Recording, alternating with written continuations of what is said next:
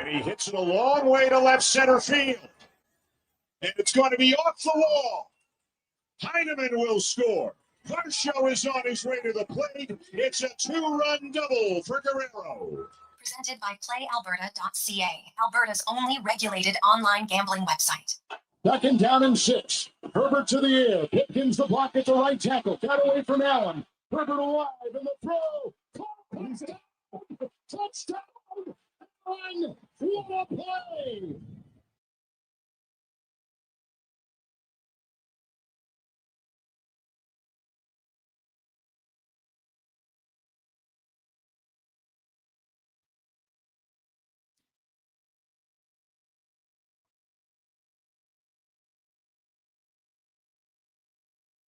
Well, a fantastic Monday afternoon. How are you? And welcome to the Jason Gregor Show on Sports 1440, sports1440.ca, Orders Nation, YouTube, Facebook, X, and Instagram. And man, it is a lovely day. There is lots going on, lots to discuss in the world of sports today. Of course, here in Edmonton, the CFL top of mind as some significant rule changes coming in over the next few seasons. We'll touch on that. We're going to have the head coach of the Columbus Blue Jackets joining us in about 5 minutes time, Dean Evason. So should be fun. They had a very emotional year last year and came close, but ultimately didn't make the playoffs. And they got some young guys. How can they continue to develop or even just maintain what they did for much of the season last year and really, 2 or 3 more wins and they would have been a playoff team. So we'll talk to Dean about that. We also we'll get to the rest of the lineup in a second here. We're going to hear from Kevin Woodley, as always, the 4 o'clock hour. Or we'll have Spec. We'll be by a little bit later on. We'll talk a little NFL. We're going to talk Major League Baseball. What a final week in the majors. Like, you have the final 2 wildcard spots in the NL are up for grabs, separated by 1 team, and that's going to be a battle. And then you look in the American League. What about the Detroit Tigers? They are on the verge of one of the most epic collapses you could see. At the end of play on August 31st, they had the most wins in Major League Baseball. In the AL, they had 80 wins. They were looking Milwaukee obviously had more. But in the AL, they were sitting there real comfortable. Since then, in the month of September, they are 5-13, including 1-9 in their last 10 games. And suddenly, Cleveland, who, by the way, is 9-1 in their last 10 games, is suddenly 1 game back. And they're facing off, starting tomorrow, a 3-game set. So not only is that potentially for a wild card spot, but it's also for first place in the AL Central. So the Tigers are 1 game up on Cleveland. They're tied right now with Boston. And then you throw in Houston, who is 1 game back. So if Detroit continues to flounder, they can find themselves going from leading the Central, leading the American League at the start of the month to being out of the playoffs by Sunday night. Unreal. So that's a load of, well, I love entertainment, man. It's fantastic. The Blue Jays did clinch a playoff spot over the weekend. If they go 3-3 in their final 6 games, and they play Boston starting tomorrow, 3 games at home, then they got Tampa Bay. If they go 3-3, the Yankees have to go 6-0 to catch them. If they go 3-3, Seattle can't catch them. So they're in a pretty good spot to win the division and win the entire American League. So we'll see what happens. It'll be interesting to see. Barrios is going to pitch out of the bullpen this week for the Jays. I do say I think they definitely miss Bo Bichette at the plate. There's no question about it. Bo Bichette's been out now for weeks, and he still leads the entire league in hits. Like, they miss his bat, no question about it. Defensively, they're really good, but they miss him offensively. The Edmonton Oilers, 2 preseason games yesterday, 1 in Calgary. They get a 3-0 shutout. They lose at home 3-2 in overtime. The results are whatever. When you look at the lineups, you're going to look at some individual players. I know Clattenburg, who's not going to make the team this year, but man, he keeps opening eyes. He keeps showing you, if you want to make a team, you got to do something unique. He scores goals. He fights. He's physical. He was the first star of the game. Good for, and the Calgary Flames had a lot of NHL players in their home lineup. So good for him, right? Like, that's probably earned him a few more preseason games Awesome. When he leaves here, he should be very proud of what he's done. He's come in, he's gotten notice, he's made an impact. That's what you want. The game in Edmonton, they didn't give up much. Granted, the Flames didn't have a whole lot of offensive players dressed here, but the Oilers, you know what? I thought defensively they're pretty good. They couldn't score. That was a problem for them. Not that they had a lot of great chances, but they had a few.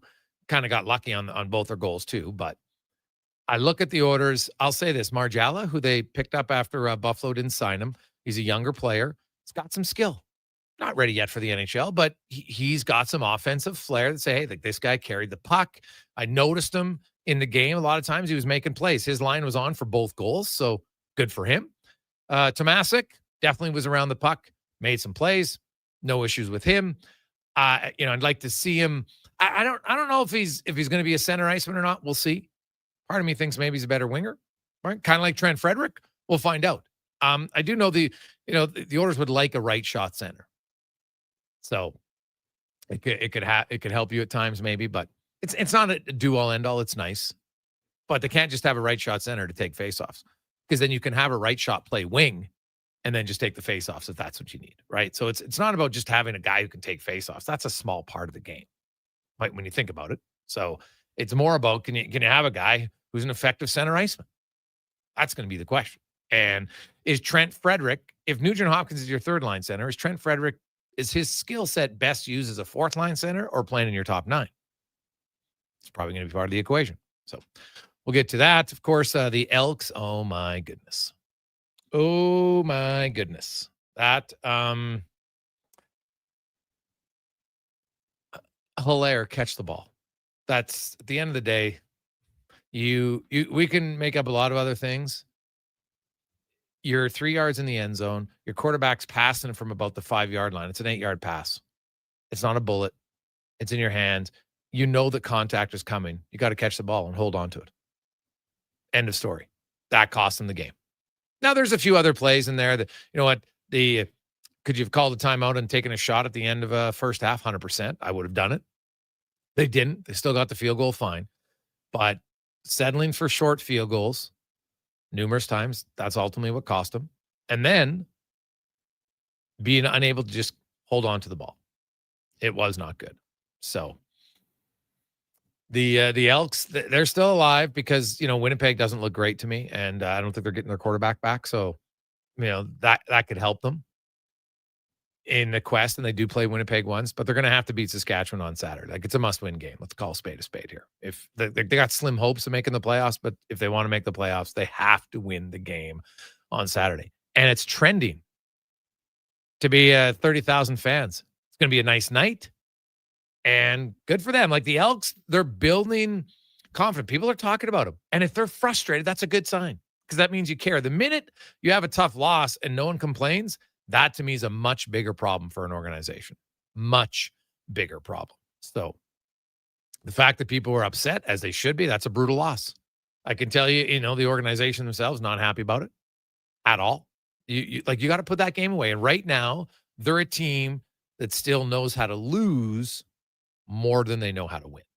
That's what it is. It is the Gregor Show, presented by PlayAlberta.ca, Alberta's only regulated online gambling website, where 100% of the revenue stays right here in the province of PlayAlberta.ca. Get in the game, use the promo code Gregor50. You get a free $50 play when you make a $50 deposit. Also tomorrow, 31 million Lotto Max. Get your tickets. We'll take your thoughts. 833-401-1440, 833-401-1440 in our email inbox. What's your thoughts on the rule changes for the CFL? Now, if you don't know, or maybe you haven't kept up, here's the rule changes, because they're going to come in over 2 years is how it's going to work. So starting next season, it's the introduction of an automatic 35-second play clock. Now, I know some people hear that and they're like, oh my God, it's way longer. Well, no, it isn't. Currently, it's a 20-second clock, but it gets set manually. A, it wasn't consistent all the time. And B, when they say it gets set manually, sometimes teams takes their time. Oh, you got to wait. And then the ref signals it in. Then the clock starts. Now, the clock basically at the end of a play, let's say the guy, you made a completion to the 40-yard line. He gets tackled. He's down. blow the whistle, play dead, then the 35 seconds starts. And I talked to an organization who knew this rule change was coming, so they were curious. They tracked their team's offensive plays this past weekend, and almost 60% of them were longer than the new 35-second rule that's going to come into play. So keep that in mind. People thinking that it's not going to speed up the game. It'll actually speed up the game, and it's going to have more continuity in the game itself. Benches on opposite sides of the field. No, Edmonton fans like, what? They do that at Commonwealth. You're right. But they don't do it in every stadium. And where it becomes a challenge is, so if I'm Edmonton and I'm on the south side of the stadium, right, and now I'm trying to make a substitution, but my defense, we're down at our own 15-yard line, you're running way farther. Now, if you know what happens is if you start moving the ball into the offensive, into the scoring side, guess what? Your offensive substitutes, they move down and they substitute from there. So it's a closer run to the sidelines. Same as on the defensive side if it's the other end of the field. So that's what you're going to do. It's a simple change. It's more cosmetic, but it'll make it better. Also, no longer a point for missed field goal, or basically the rouge on missed field goals, or a punt that sails out the end zone or bounces out of the end zone without being touched. If a receiver touches it, tries to recover it, and misses it, well, then you get a point. So the rouge isn't completely eliminated. They're just reducing it. And I know I talked to players who have lost games when the opposing team missed a field goal, kicked it out of the end zone, and they won. We've seen teams punt the ball through the end zone on the final play to win by one. It's a terrible way to lose. Come on, it's a terrible way to lose. So I like that rule. Then in 2027, they're going to move the goalpost to the back of the end zone. The end zones are all going to be consistent across the league. They're going to be a little bit smaller. They're going to be 15 yards. And the field will be shortened from 110 yards to 100 yards, all in combination, in unison with one another. So when you look at it, basically right now, a 30-yard, if you get down to the 30-yard line, when you attempt a field goal, it's a 37-yarder. In the new rule, if you're down at a 30-yarder, that's going to be a 52-yarder because you got 15 yards at the end. You still have the 7 yards for the snapper. That's never going to change, right? So if it's 30, you're always back 7 plus another 15. What that is going to do is now without the field goal uprights in the middle of the field, which does limit, like we saw it in Edmonton, remember when Arbuckle had the wide open receiver in the end zone? What did he do? Hit the upright. So I like that rule change a lot. I think these are good rule changes. I'm not one who believes that the CFL is a step close to the NFL. They're never going to have a fair catch rule, the CFL. They're never going to go to 4 downs in the CFL. It's never going to be the same. The size of the field still isn't the same. The length is, but not the width. The width is still going to stay the same, 65 yards. They're just making it 10 yards shorter because with the addition to the end zones of the uprights 15 yards back, right? That's what they're doing. So you kind of, okay, we're going farther back because otherwise, if you didn't do that and you kept it and you moved them to the back and you kept it, now you just got to go even farther to try to get in field goal range. You got an extra 10 yards somewhere in the middle of the field that you got to get another first down to get to. So that would have likely lowered scoring. I like these rule changes. I'm all for it. The only one that I want to see, because I don't think it's complete from what my sources tell me, is there will be, before the start of next season, the 35-second clock, it will be, you're either going to get one more timeout per team, or they're talking about maybe it's a 25-second clock in the last 3 minutes, because the final 3 minutes of a CFL game are fantastic. No lead is ever safe. You can't just kneel and take the ball down, which I think most of us hate. That's, it's one of the rules in the NFL. I think it's terrible. Fair catch is right up there. It's brutal, but they're not going to want that. And so that's a good sign. So they're still kind of working through that one. Cons, you played football. What do you make of the changes? Yeah, I mean, I will say first off, Gregor, I give the league credit for trying something. A lot of leagues will just sit there and sit on their hands and say, we're not going to do this. They're trying something. They're trying to maybe engage some more people. I don't know if it's enough to get a new football fan or a casual fan who's on the fence to say, you know what? No, I am going to go watch the game. Maybe some will. The only thing I guess I don't like, I do like moving the uprights back. The part that it takes away, though, is the return on the missed field goal for the most part, or a wide field goal. I'm a big fan of that. I like seeing, one of the best athletes on the field getting a chance to return it against the big uglies on the protection for the field goal unit. But all in all, I mean, the shortened field, I guess that with the extended end zones or having the ball in the back of the end zone, I think that's kind of a good thing. I think that the play clock is obvious the decision. Like that should have been done years ago. I don't know what the hesitation was. And maybe just make things a little bit easier for the ref where they don't have to blow it in. They just know you have 35 seconds and you go. The end zones being 15. I'm okay with that. I like it all being the same wherever you play. And then the sidelines. I mean, that just seems obvious. And I know we saw it in Toronto where at the end of the game when the Argos won, you had Dinwiddie getting into it with the Elks bench there. I don't like that kind of stuff. So I really do applaud the league for doing these things. I think you might alienate some fans who are really big, into what the Canadian game was, and they love it for what it was, but it wasn't necessarily growing. It wasn't working. So I think you got to give the league some credit for having the guts to do this. And, I hope that it grows the game, and I hope new fans get into it because of it. And we'll see, if it's just the beginning and what else evolves from it, but intrigued by it at the very least. Yeah. Now I know a lot of people, and I think it's a valid point about the missed field goals and, this could lead more returns. So this year there's been 14 missed field goal returns of 30 yards or more. But there's also been 23 on missed field goals attempts where guys just took a knee because they wanted to scrimmage at the 35-yard line. Okay. So 20. So what did I say? 23 to 14. Out of those 14, 3 were returned for touchdowns. But did you know there has been 3 pass attempts where a receiver was clearly open, would have caught the ball that hit the upright and killed it because you basically were throwing through the upright. So it kind of evens out. Now, would that touchdown pass be considered as exciting as a missed field goal? That's debatable. Probably not in some cases. But if we're looking at in total scoring, that just in itself is going to even it out. And then they throw in the fact that offenses now will have way more play calling options without having, because a lot of times there was just certain plays you wouldn't pass through the middle of the field when you're in the red zone because you have a chance to hit the upright. How many times do you think a quarterback, in the red zone second guessed or, hesitated, making this throw? I've talked to lots of quarterbacks who have said, like, I don't think people realize because it's what we've always seen. So you don't think about it that way. But most of us have never been the quarterback on the field. And I remember talking to Mike Riley about it many years ago. And he said, you'd be amazed. Like probably he felt 5-6 times a year. And he says, but a lot of times it just limits your play calling because you're not even calling certain patterns because you're going to be crisscrossing around the uprights. So you just don't do it very often. So obviously some teams have. We've seen guys go throw through the uprights and that's okay. But it just means for a clearer open field. So I understand why they do it. I don't have a problem with it at all. I actually quite like it. So it's pretty good. We got a lot of texts coming in. 833-401-1440, 833-401-1440. Guys, I don't like moving the goalpost. Takes away from the uniqueness of the CFL from J-Dog. Well, I guess so. And it's funny because I'm watching highlights of baseball right now. The sport that seemed to be the most entrenched in their history. Look at the significant changes that baseball made in the last few years. And people were freaking out about it. Now no one sees it as a negative. Like change is hard for lots of us in any walk of life. So I get it. It'll be, but you know what? I think in 5 to 7 years, no one's going to be viewing it as a negative at all.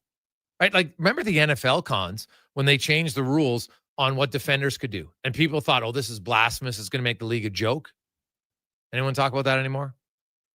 On any sort of serious conversation piece? No, they just adapted and they figured it out. And they're like, okay, game's more entertaining. And I think that's what, like, to me, the thing I'm intrigued by most and I want to find the tweet from to Derek Taylor, just because I want to give him credit because I thought it was a really good tweet. He was talking about third downs in the CFL for the last decade. So when teams are 3rd and 1, they go for it 88% of the time, which is mind-blowing to me. They don't even go for it 100% of the time, and they convert 85%. On 3rd and 2, they only go for it 35% of the time, and they convert 65% of the time. 3rd and 3, teams only go for it 19% of the time. They convert 58% of the time. With the new field goal dimensions, you're on the 35-yard line, Cons. That's going to be a 50, what am I saying? 35, 42, 57-yard field goal attempt. You're at the 35-yard line. It's 3rd and 3. What are you going to try to do? Like a pooch punt? And if your kicker doesn't land it successfully, now if it rolls back out of the end zone, guess where the return team gets the ball? On the 35-yard line. So you've gained nothing. If you're on the 40-yard line, you're going to risk that to gain what? 5 yards of field position? Why the hell wouldn't you gamble? I think this is going to lead to more teams doing it. We've seen more teams in the NFL the last few years gamble on 4th and 2 than we ever had before, and it works. So the CFL coaches, it's still my biggest pet peeve, way too conservative. Way too conservative. Like, remember that? Now, I know it's in high school, but there's one high school coach, he just said, we're not punting. He gambled every time. Now, I know it's not pro sports, but it's the theory of, if you think you can get 2 yards, why can't you get 2 yards on 4th down? If you think you can get 2 yards on 1st down and 2nd down and 3rd down, why don't you think you can get on 4th? And it's no different for the CFL. If you think you can get 2 yards and 3 yards, and you're happy with getting 3 or 4 yards on 1st down, hey, we're in 2nd and 6. That's really good.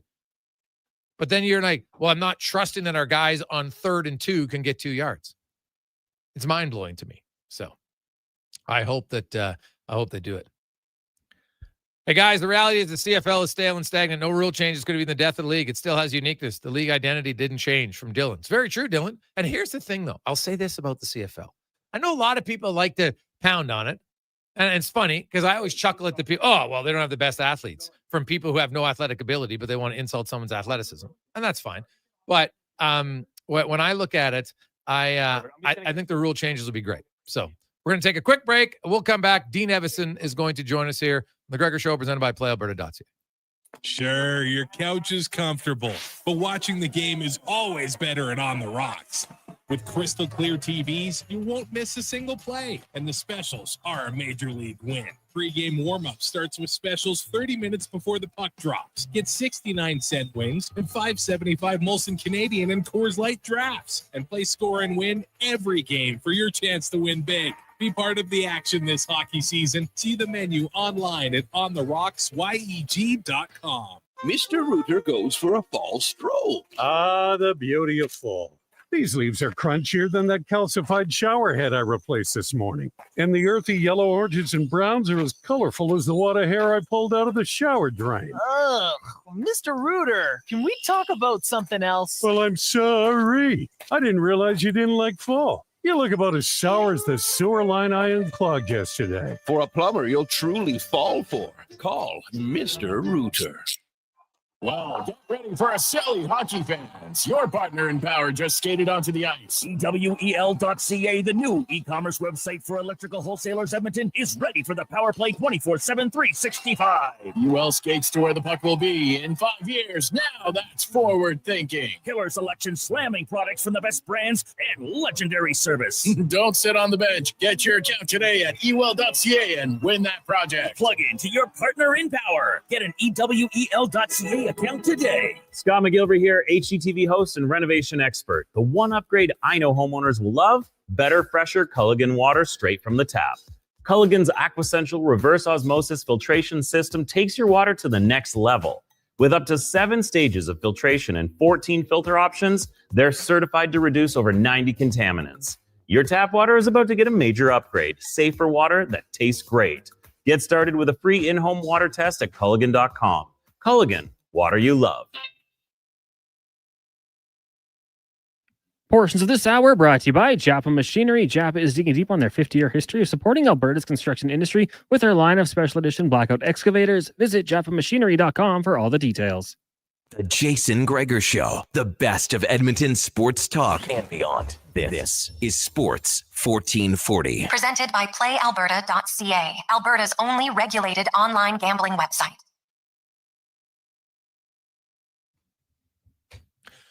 2:24.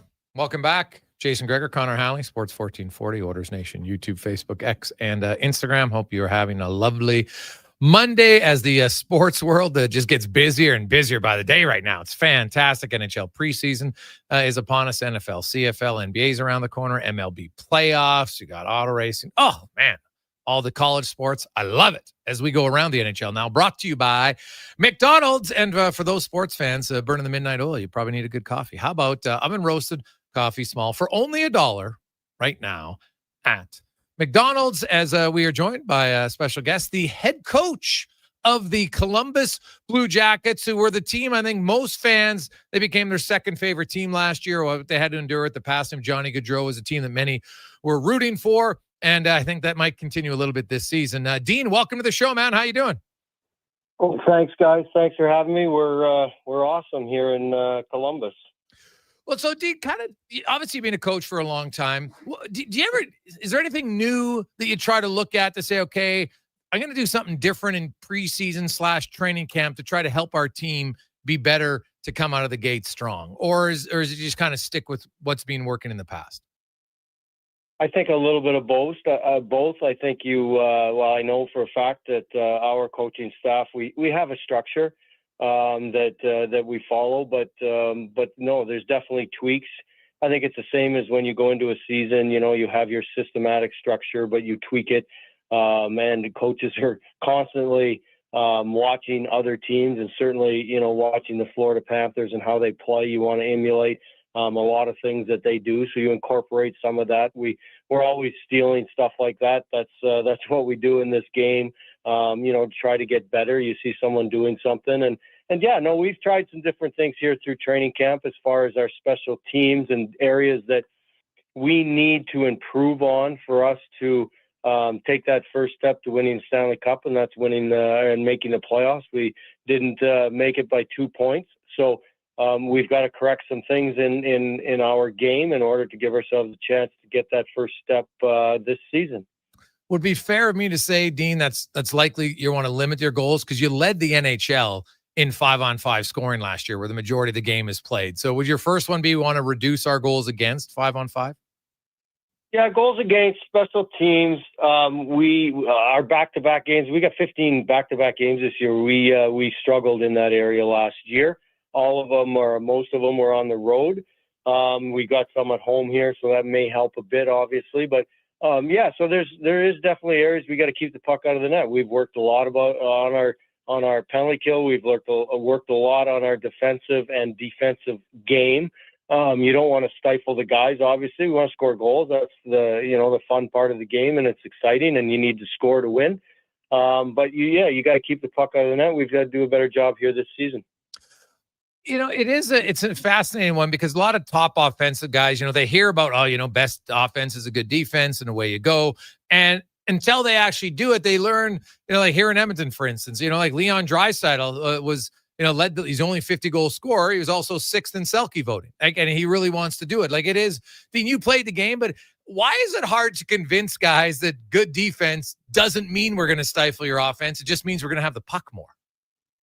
Well, it's a great point, and it's part of just cheating the game. If you stay on the right side of the puck, if you stay on the right side of people, you can still be aggressive. Like you can still, turn pucks over, even a better opportunity than chasing it from behind. So, just getting the guys to commit to the thought process that being in the right position doesn't mean that you're in a defensive posture. It just means you're in a better posture to be aggressive. So that's what we're trying to teach our guys each and every day. We've got a lot of young people that are committed to doing that. And that's what you have. You have to get them to believe that that's the right thing. You can talk to your blue in the face as coaches trying to tell them, like, this is the right thing. But until you can actually show them and prove to them, and they actually go out and do it and see, okay, I'm scoring 30 plus goals, a guy like Fantilli, but yet I'm not sacrificing the defensive game and I'm not turning the puck over in certain areas of the ice. I'm still going to give myself a chance to score goals and help our hockey club. Dean Evason, head coach of the Columbus Blue Jackets, joins us.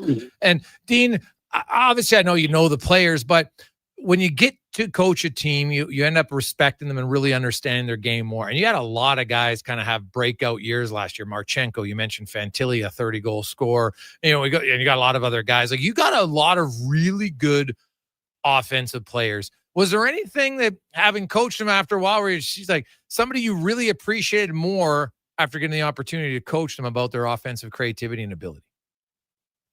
Well, I'll tell you, Sean Monahan is just an absolute fantastic, not only hockey player, but a person and a guy that leads us in those departments. what I just spoke about is playing the game the right way, and being on the right side and all that good stuff, and not sacrificing, your defensive game in order to cheat for offense. You only have to look at him. So he's a guy, and again, coaches can talk to the blue in the face, but when they watch a player like that conduct himself and play the game the right way, you're going to fall in line. You're going to buy in. We've got a lot of people like that. Obviously, Boone Jenner is our leader. Zach Werenski on the back end. Like, Zach Werenski is phenomenal offensively, but he's the first guy back, and he's the first guy that defends as hard as anybody in the game. So when you have these type of people, their peers teaching these younger players or older, it doesn't matter, the better off we're going to be as an organization. The season that Zach Werenski had last year was one of the best. He was outstanding. I thought it was easy. I know he finished second, but easily could have won the North. Is there more for him, or is it just now about maintaining that high level? He doesn't change. I clearly have only been here for one season, but his consistency level and how he plays the game, he's a very serious guy. I mean, he has a side to him that, jokes around and stuff, but he's very committed. And if you don't do the right thing as a teammate, not very many guys in the game anymore. I mean, you can go down, Mark Messier, who could stand in the room and say, hey guys, what are we doing here? And call out a teammate or whatever. He can do that because he does it on both ends of the rink. And does he have more? Absolutely. He has more. He's so driven. He's gifted, obviously, physically, but his strength lies in his compete level that he brings each and every night to the game. Dean Evason joins us. Dean, Charlie Coyle comes in, Miles Wood. When you look at Coyle, what do you think? What is the biggest addition he's going to bring to your team?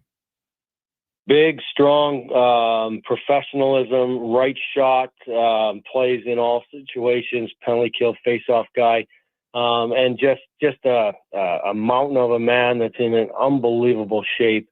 And I can say the exact same thing about Wood. Two veteran guys, gritty guys that play the game hard in the right way. They fit in fantastically so far with our group here. So. To add both those guys and that maturity, professionalism that they're going to bring to our team is invaluable. You have one of the most unique players in the NHL at your disposal, and Matthew Olivier. Might be the toughest guy in the league, but he kills penalties. He can score goals. Like, he does a lot. He just isn't like some people think of a fighter and they're like, okay, plays in the fourth line and plays 5 minutes and doesn't do much. That's not him. Did he surprise you of just how versatile and how much he actually brings to your team now that you coached him for a year?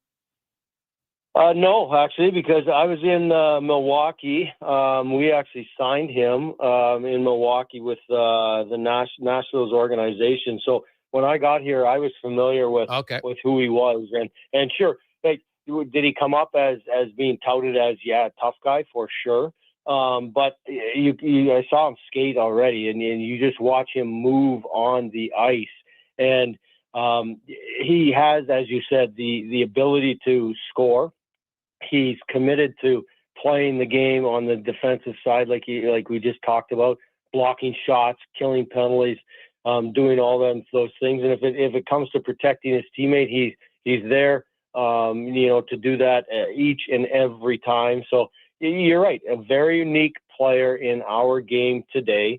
There was players like that back in the day that, were maybe more toughness-wise or fighting-wise as opposed to playing the game. But to have a guy that can do all of that and beat the piss out of you, it's pretty good. Yeah, he is pretty damn tough. That's the thing about it. He's not just a fighter. Like, he's a tough fighter, as Dean Evason joins us.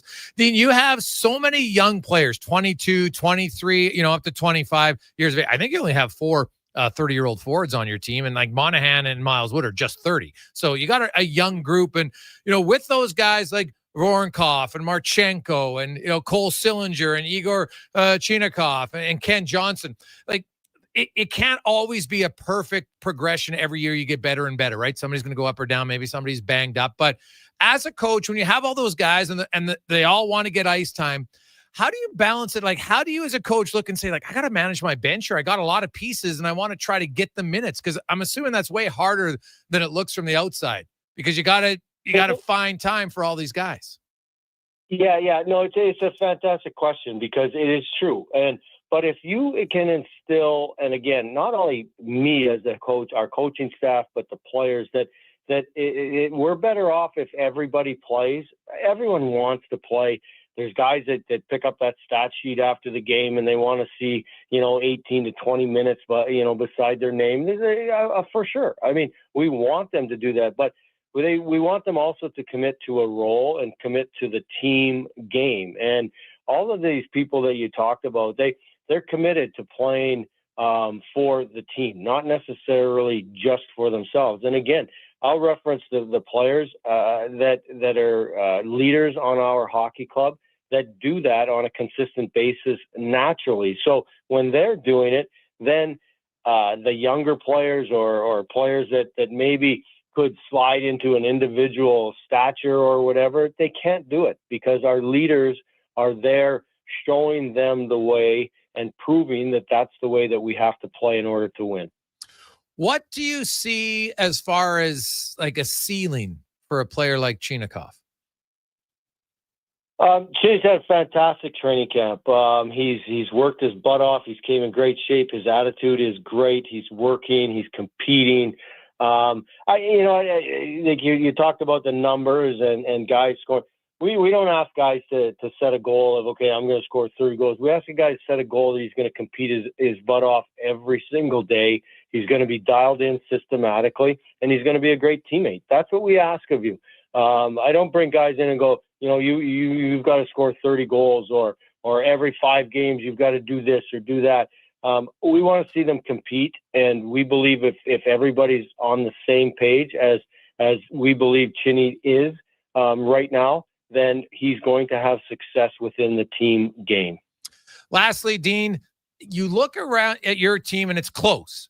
And, becoming a non-playoff team to a playoff team, the final step is always the hardest, right? Because now you're talking 3 or more wins, right? To get a little bit better. It's like going from a 2 handicap to scratch. It's way harder than going from a 15 to a 10.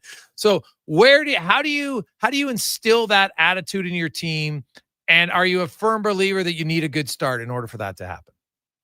Yeah, there's no question. We first day of training camp, we talked about that. We missed playoffs by two points.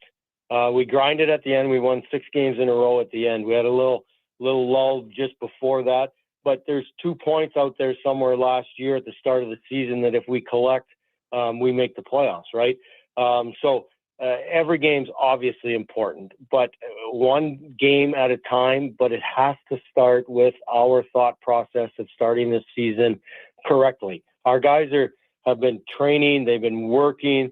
Hopefully we are doing the right things as a coaching staff to prepare them, not only physically, but mentally, to start the season on the right foot and get off on the right foot so that we can gather those points early so that maybe we don't have to grind at the end of the season.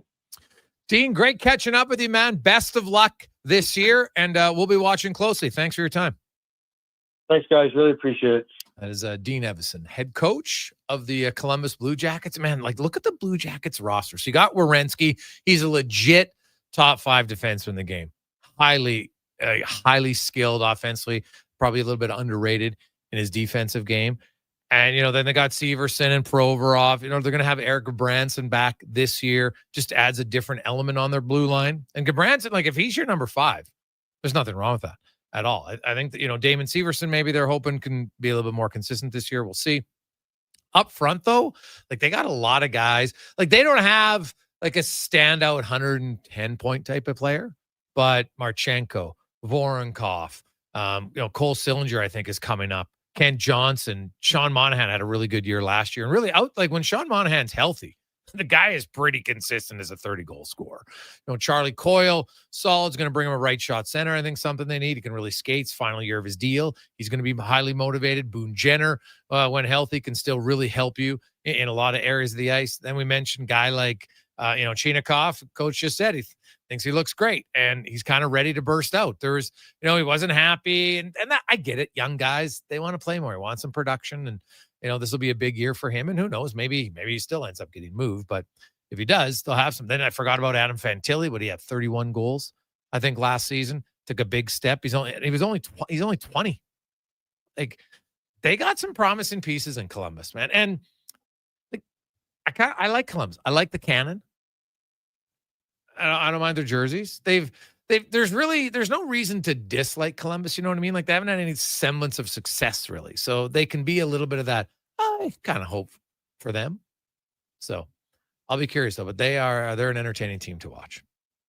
We'll take a quick break. It is the Jason Gregor Show, presented by PlayAlberta.ca. And we'll retire and talk to a local athlete in a sport that is damn tough. Next on the Gregor Show, presented by PlayAlberta.ca. Legacy Heating and Cooling is the #1 heating and cooling company for people who want heating and cooling, because you'll save a bundle by bundling. Then you can use hot, cold, Come on, thermostat, do what you're told. Turn up the heat, turn up the cold, to the vent stop pushing out tornadoes. Bundle my furnace with some AC. Gonna get a new from Legacy. Oh, yeah. Save a bundle when you bundle your new furnace and AC from Legacy today. Plus no payments and no interest for 1 year. That's how you build your legacy. Legacy Heating and Cooling. Experience a season of superior luxury, performance, and savings. The Fall Experience event is on now at Volvo Cars Edmonton. The all-new redesigned 2026 XC90 is here. Come drive one today. You won't be disappointed. Finance or lease a 2026 XC40 from 1.99%. And right now, you can save $7,500 on remaining 2025 XC60s. The Fall Experience event is on now at Volvo Cars Edmonton. Great vehicles, better service. Visit VolvoCarsEdmonton.com. At Fountain Tire, you can save $50 off tire storage with the purchase of 4 select tires now until September 30th at participating locations. Okay. Or you could squeeze them into your back seat, possibly causing upholstery damage, drive them home, struggle, sweating buckets trying to get them out of your vehicle, resulting in you feeling guilty for not going to the gym more often, or at all. But at the end of the day, it's your choice. Totally up to you. Definitely $50 off the tire storage. You got it. Book your appointment today at fountaintire.com. Fountain Tire. We're on this road together, Canada.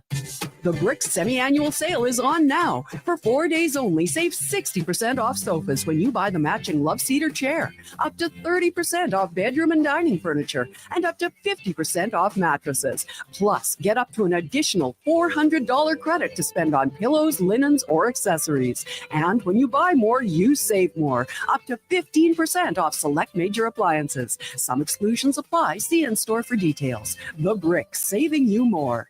He's a legend in the booth and a master on the mic. Low Tide brings the banter weekdays from noon to 2. Sports 1440 is where Edmonton talks sports. Get in the game. Text 833-401-1440. Listen up, because you're not going to want to miss this. Right now is your chance to get in on Play Alberta's biggest offer ever. For a limited time only, new players can get up to a $1,000 casino bonus when they sign up. There's never been a better time to join the fun. Visit PlayAlberta.ca today to get started with casino, sports, and lottery all in one app. Must be 18 plus to play. Remember, if you gamble, use your game sense. I'm a little hungry. I've got Booster Balls from Booster Juice. Booster what now? Booster Balls. They're little protein bites packed with nutrients. Chewy, crunchy, yummy, and new flavors all the time. Like this little guy. The new mint chocolate Booster Ball. Peppermint, cocoa, coconut, peanut butter, maple syrup, all rolled up into a delightful little bite-sized snack. Why am I just hearing about this now? I don't know. Can I have one? No. Booster Juice. Canadian born. Blending since 1999. Hey, Gary, is that your dad? No, this is Evan, the new sales rep I hired. Oh. First impressions matter, but when hair loss takes over, it can feel like you're not being seen for the maverick you truly are. Hi, I'm Dr. Vance Elliott. At Advanced Hair and Skin Surgery, we know that hair loss is more than just a cosmetic issue. It's personal. Let's discuss all the cutting-edge options available so you can make a great impression every time. Book a free consultation today at drvanselliot.com. Edmonton Elks Indigenous Celebration is back, presented by No Frills. September 27th versus the Saskatchewan Roughriders, featuring Indigenous dance and drum halftime performances, pre-game makers market, and the unveiling of our brand new Indigenous gear. Tickets at goelks.com. Portions of this hour brought to you by Crystal Glass, your clear choice for residential windows, locally manufactured and installed. Crystal Glass provides a beautiful product and incredible customer services for all of your residential needs. Call 310-GLASS or visit crystalglass.ca for a quote. Hat tricks, touchdowns, and home runs. Get it all with the Jason Gregor Show on Sports 1440. Presented by PlayAlberta.ca, Alberta's only regulated online gambling website.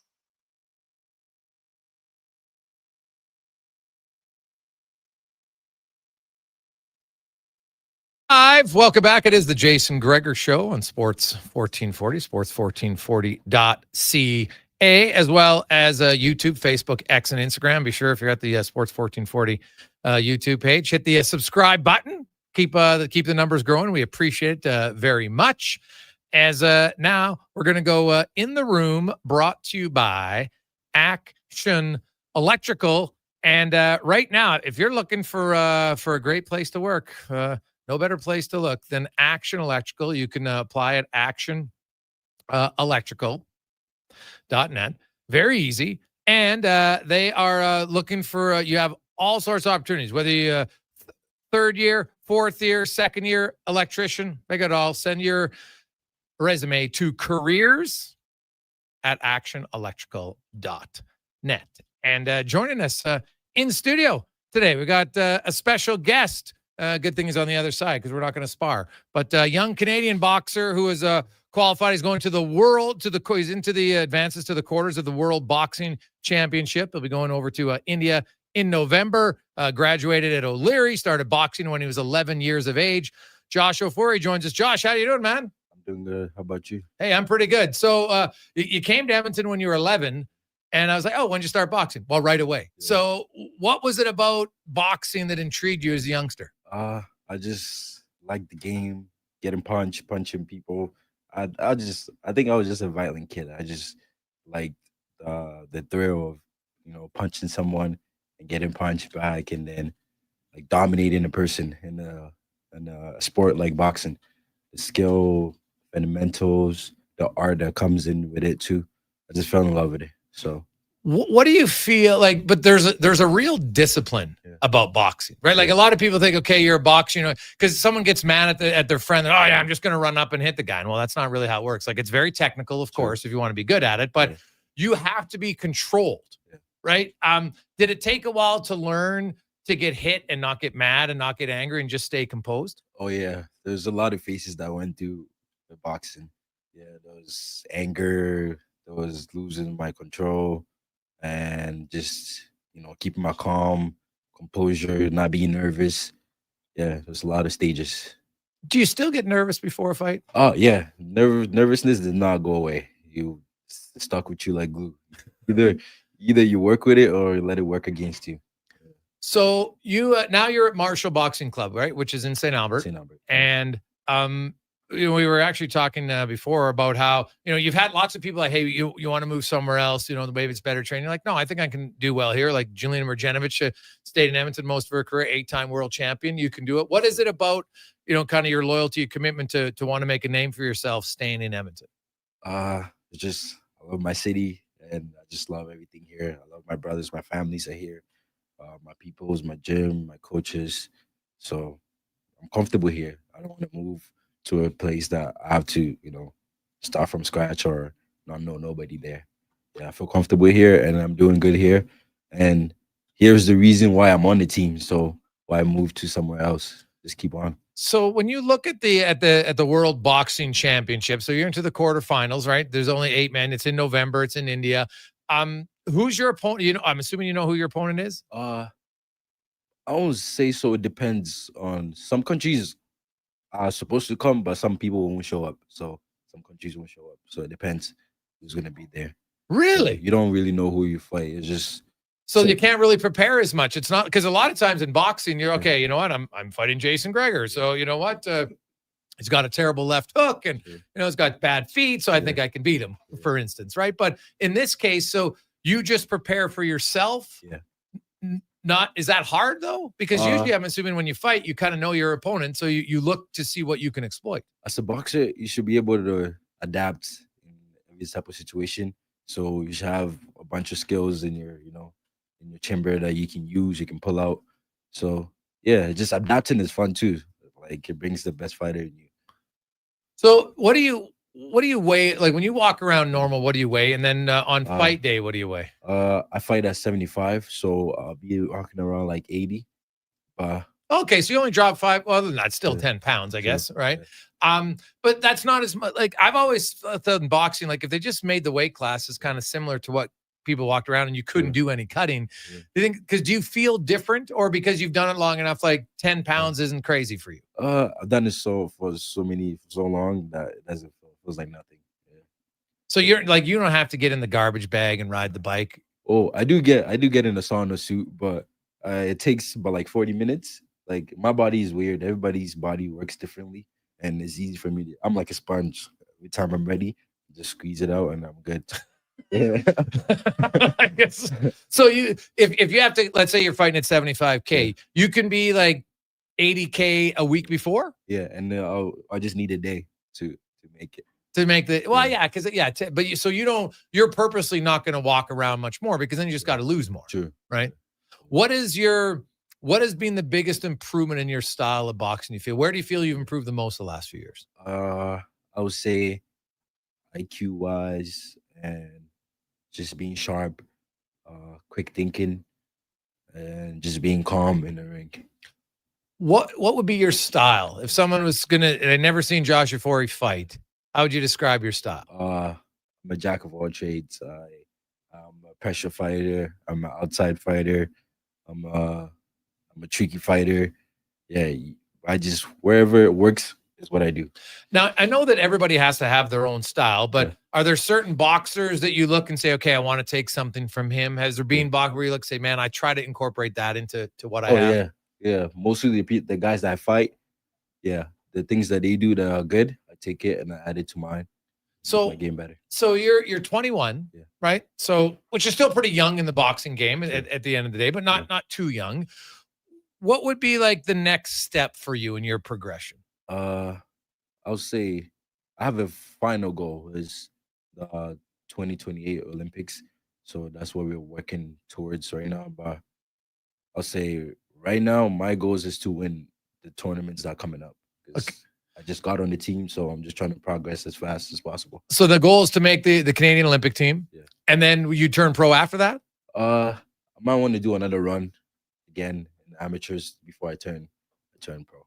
Really? So what would be because a lot of people listening might say, well, if he turns pro, he can make more money. So what's the benefit of not turning pro? I mean, that's what everyone thinks, that you can just make money right away. But the more background you have in amateur boxing, it's a better lead to getting a good contract. Because in amateur boxing, international level wise, you can't really pick your opponents. You can't pick and choose. So, and it's all the best fighters in the world coming together, and we're fighting each other to see who's better than the other. So yeah, I want all that experience before I go in there. Joshua Ofori joins us from Edmonton. Of course, he is into the final 8 of the men's 75 kilogram at the World Boxing Championship. So your next fight's November, and then when would the semifinal be? Do you know? I'm not sure. I think after that I break. By the time we'll be done, we'll be getting into December. Yeah.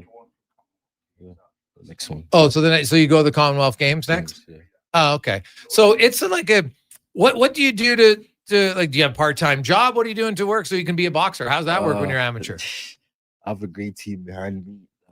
I'm comfortable right now. I'm not working right now, but I have a good back end, family that are taking care of me. So yeah. So and part of my ignorance on this question, but like, are you allowed to have sponsors then as an amateur that help facilitate? Oh yeah. Okay. Yeah. So you have sponsors that will help stuff out then. Okay. So you can, and then you go do events with them and different things like that. So take us through, what is a normal week for Joshua Ofori in training?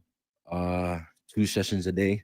morning session with my coach, was I do my own early morning runs before my first session in the morning, and then later on in the night. So now, so you run. What do you run? I do sprints. So I do sprints like how I fight. So 3 minutes just straight sprinting, and then 30 seconds break. 3 minutes straight? Yeah. Now, do you do it on a track? Or do you go like outdoors? Just outdoor, just like run in a field for 3 minutes. Yeah. And then you rest, and then you run again. Do you time yourself? Like how far you were like, or do you know what you're running for like what distance you're doing in 3 minutes? Not really. I'm just giving my all, pushing everything. Yeah. Until I feel my heart burn. That's when I know I'm pushing my level to, the fighting. You gotta imitate like a fight. Yeah. Yeah. So you'll run like 3 minutes, rest, run 3 minutes, and you'll do 4 rounds of that? Yeah. How many days a week? I'll do like three days in a week. Yeah. 3 days, and then you're in the gym with your coach. And how long is the morning session? Morning session probably be like an hour. And then you're working on different things, like some days you're hitting the heavy bag, maybe, and then other days. The days I'm not running, I'm doing my strength workout. So strength routine, hitting the tires, abs, core, everything. And then what's your afternoon workout? Afternoon workout will be like training with a team, my the fighters class, just get some pads in, sparring, technical stuff. Yeah. Who do you like sparring with the most? I'll say I like everyone because everyone gives me a different look, to work on things. There's people in the gym that have weird styles, awkward styles, that have different type of looks, different stances. So everybody is involved and everybody's helping me. So in the boxing world today, on like at the professional ranks, who's your favorite boxer today? That's a tough question. I would like to say I don't have any, but you know what? I'll just pick one. Crawford. I'll say Crawford is number one. And that's just who you like watching. Yeah, favorite might be the wrong word. It's just somebody I like watching them. I'll put him for second for like I like watching, and then Arthur Biev in Montreal. Okay. Yeah, he's number one, and then number two is Bevo. So when you're as a guy who obviously wants to go to the Olympics and then maybe turn professional, when you're boxing are you really breaking down their style just to see something? Like, is it very analytical, or can you actually just sit back and enjoy a boxing match? You can do both. You can sit back, analyze, and also have fun doing it too. Be tricky, move your head. Just the judges also like to see you have fun in there. Moving your feet, having fun, and yeah, you can edge it out. If somebody was going to start boxing, and then somebody listening right now, maybe their son or daughter, because lots of women, and Juliana Marjanovic just won another fight on the weekend, so good for her. But what would be your best advice to anybody, and why they what would be the biggest benefit to go try boxing at 10, 11, 12, 13, 14? It's amazing. It gets you from trouble, getting in trouble, doing bad things, and it keeps you busy, disciplined, focused, and just being hardworking. It also helps you in regular life too. There's a lot of things that you learn in boxing that also can transition into life into. What did you learn most about yourself being a boxer? I learned a lot. Being calm when you feel like there's storm is on you, that you're being pressured, or they're expecting a lot from you. Just being calm and being loose and just being you.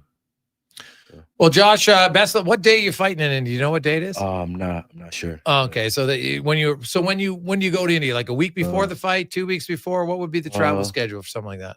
Like 2 weeks before to adapt. Okay. To the environment. And then you're there and you just have one fight? Yeah. No, we fight I'll say 3 to 4 times, depending on how much people are in the weight class.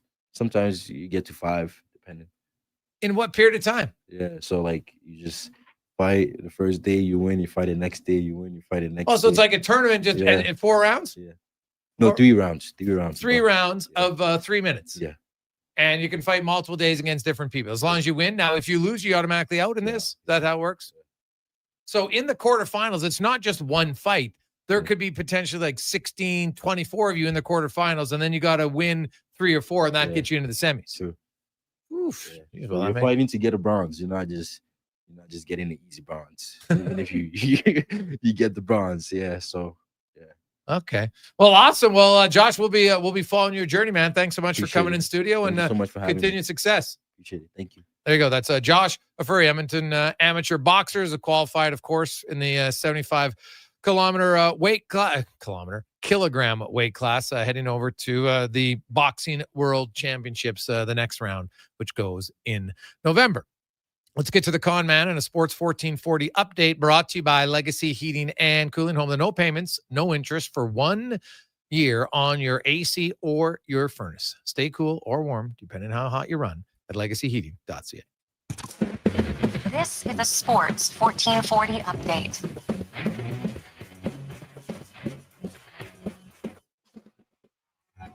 Canadian football making some structural changes to the rules and playing surface for the 2027 season, including moving the goalpost to the back of the end zone and resizing the playing surface. Changes including goalposts moving back to the end of the end zone. The end zone shortened from 20 to 15 yards in 2027. The field will also be shortened from 110 yards to 100 while retaining its 65-yard width. In 2026, the rules will no longer include single points for missed field goal attempts that go wide of the goalpost, or when a punt or kickoff fails through or rolls out the back or the sides of the end zone without being touched by a player. Also, all teams will be required to have their bench areas on the opposite side of the field. And a new 35-second play clock will automatically begin as soon as the previous play is whistled dead. In the NFL tonight, Week 3 wraps up with the Ravens hosting the Lions out in Baltimore. Kickoff set for 6:15. Brutal news for the Niners is edge rusher Nick Bosa, who suffered a season-ending ACL tear in the Cards win over the Cards yesterday. Also, Cowboys wide-out CeeDee Lamb will miss 4 to 6 weeks with a high ankle sprain. And no surprise to those who saw it, Chargers running back Najee Harris will miss the rest of the year with a torn Achilles. Also, ESPN reporting Houston Rockets point guard Kurt Van Vliet has suffered a torn ACL and could potentially miss the entire 2025-2026 season. In the majors, just 3 games tonight. Braves host the Nationals, Padres taking on the Brewers, and the Cards are in San Francisco. Coming up in hour number 2 of the Jason Gregor Show, we'll be joined by TSN football insider Dave Naylor, and here another edition of Cam Tate's 2-Minute Warning. I'm Connor Halley. This has been a Sports 1440 update. It's Sports 1440, a Stingray radio station broadcasting on Treaty 6 territory. Download the free iHeartRadio app and listen to CKJR wherever you go. Sure, your couch is comfortable, but watching the game is always better and on the rocks.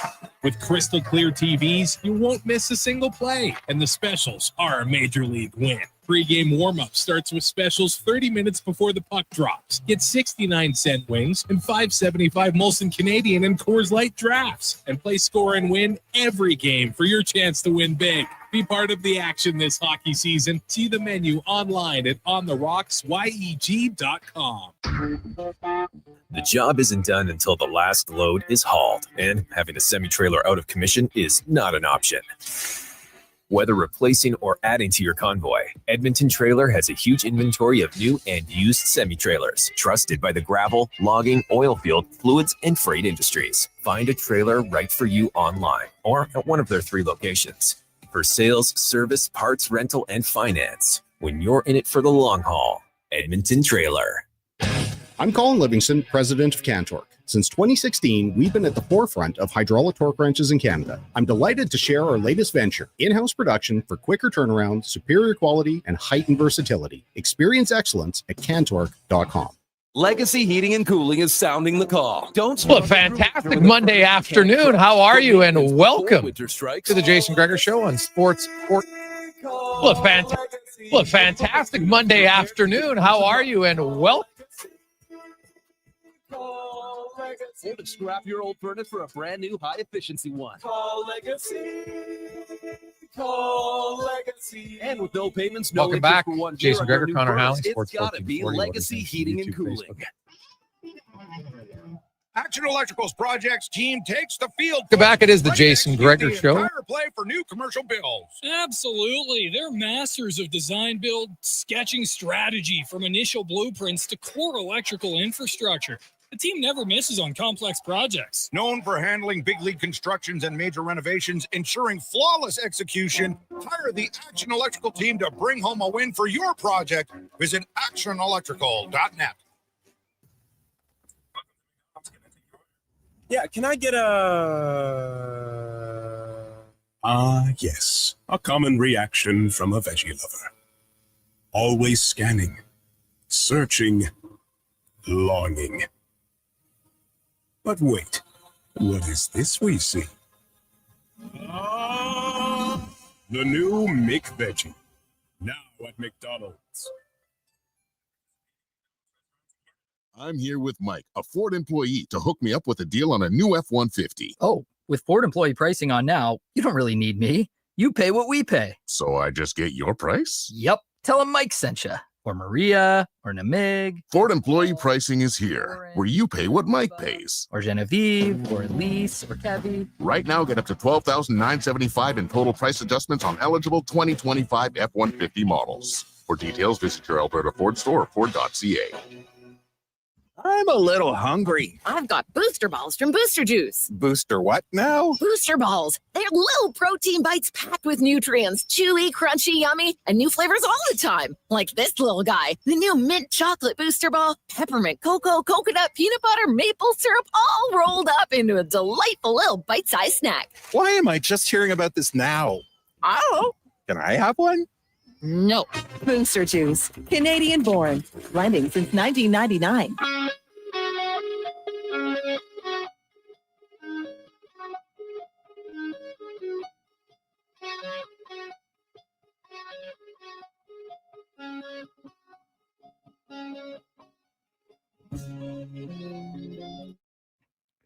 Portions of this hour brought to you by Cantork. What's the best way to beat the tariffs? By Canadian. Cantork's products not only made in Canada, but right here in Edmonton. Save money, support Canada at cantork.com. Tricks, touchdowns, and home runs. Get it all with the Jason Gregor Show on Sports 1440. Presented by PlayAlberta.ca, Alberta's only regulated online gambling website.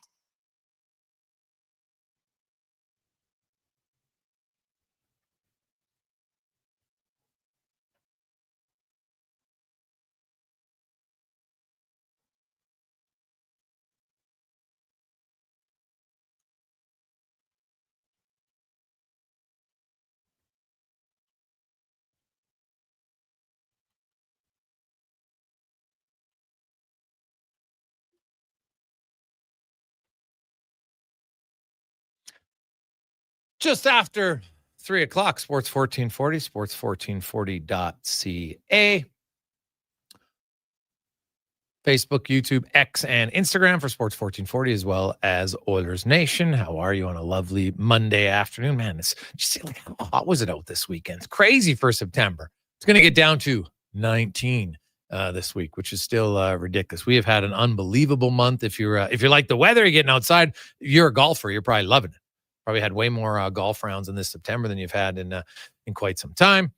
Also, of course, a hockey season is here at the minor hockey levels. Lots of teams are being made. We got kick off the Alberta Junior Hockey League, BCHL, WHL got going over the weekend. You got Prairie Junior Football still ongoing. You've got CFL, NFL, MLB playoffs start next week. I can't wait. Like a week tonight. Unreal. So is it? I think it's. Oh no, maybe it's next Tuesday. Sorry, but that's right around the corner. NHL. We're into preseason. 2 games done for the Oilers. We got a few texts that, hey, Gregor, anything stand out for you at the game you were at yesterday from Mike? I'll be honest, Mike, not really. Like it wasn't. I have learned over the years. I'm probably not the best person to ask about preseason because I try not to overhype it. I know some people are like, oh, this guy looked great and fantastic. And I'm like, okay, let's, it's good if a player makes an impression. Like Clattenburg, he made an impression. That's what you want from a young player. We all know he's going to the American League, but he had a good game. He had made a good impression, and he's playing against lots of NHL players in that Calgary team. Now, were they playing up to NHL speed? Of course not. Right? Like the veterans are like, I just want to get through the preseason and not get hurt. Right? They're not going 100%. Heck, I don't even know if they're going 80%. Right? Now, you don't go, it's just like for certain, you don't see the relentless forecheck that you would normally see. Right? There's just little details. It's not like they're not skating, but you're just, you pick and choose a little bit. You've watched the games enough to know this. And so it's hard to take anything away from it. I was watching more to see, could I notice the difference in their penalty kill. Then I looked at, okay, well, who's the net front presence guy? Because we know Zach Hyman's not going to be here, right? And on the one power play unit, it was Trent Frederick. Now, there was no McDavid, there was no Bouchard, there's no Draisaitl, there's no Nugent Hopkins. So there's nobody who's actually on the first unit power play. So that in itself is a little bit harder. Obviously, they set up Tomasic for that one-timer as a right shot, but that wouldn't really work on the Oilers power play, at least on their first unit, because Nugent Hopkins plays that side. And they've been pretty good. Now, in theory, could they move it around and rotate, and maybe sometimes on the power play, it's Tomasic in front of the net. But then as they rotate around, somehow Nugent Hopkins or Draisaitl gets to the net, and then Tomasic is the guy on the left side waiting for a one-timer. I guess that's very possible. We'll have to see. They were working a little bit today in the first practice on some special teams, but again, they had like Draisaitl with McDavid, Bouchard, and Ekholm on the penalty kill. Well, that's not going to happen, right? I don't think there's any chance that Chris Knoblauch is going to be using McDavid and Draisaitl a lot on the penalty kill. There's no reason to. You want to get, what did we just hear from Dean Evason, the head coach? You want your guys to buy in that everybody contributes and feels part of the team. You don't need McDavid and Draisaitl on the penalty kill. Now, the odd face-off, sure. Maybe the last 15 seconds of a power play, no problem. We've seen that in the past. But they definitely don't need to be the top guys. Like if you looked at their penalty killers, they had Podkolzin, you had Frederick. Frederick and Savoy were together as a unit, and then you had Janmark and Podkolzin. Now, those are guys I could see actually being on the penalty kill this year, right? So Curtis Lazar, if he's here, he would be a penalty killer. Well, Adam Henrique, he could be a penalty killer because he can win you some faceoffs. So that part makes sense to me, but the rest of it, I don't know. Now, we got some good questions coming in. 833-401-1440, 833-401-1440. Dave Naylor is going to join us. We'll talk about all the major rule changes today in the CFL. Hey, Gregor, who's going to pay to change all the Canadian youth high school football fields? I'm fairly certain most schools do not have something like that in their budgets. It's a valid question, and it is one that we're going to look at because the field's going to be, you're just now, you're going to move it. You'd have to move the field goals, right? The uprights. So, yeah, there's some challenges there. No question about it. It will be maybe, I don't know, but maybe some of the high schools will only be 10 yards. We'll see. But and I don't know if it's going to be instantaneous, but anybody out there who's at a high school in Edmonton who coaches the football team, tell me how much of a challenge you think that's going to be for your program to change the dimensions of the field. And if the width is the same, and you take those 10 yards off, I don't know if it's going to change it that much. I want to go into the clock and everything. So, there'll be a transition, no question. And I think that's why they announced it today. We had a lot of people wondering, why wouldn't you wait till later? Well, I think because you want to give people as much time as possible to see if that's something that maybe they're going to implement at their high school level. It's basically kind of giving, because most junior football starts in August of the year, right? High school football starts in September. So when you consider that the CFL will put these rules into place in 27, that's really kind of 2 years for the high school teams because their year starts later than the CFL season. And so they're thinking, hey, maybe 2 years. Some programs will probably be easier than others. I think we know that.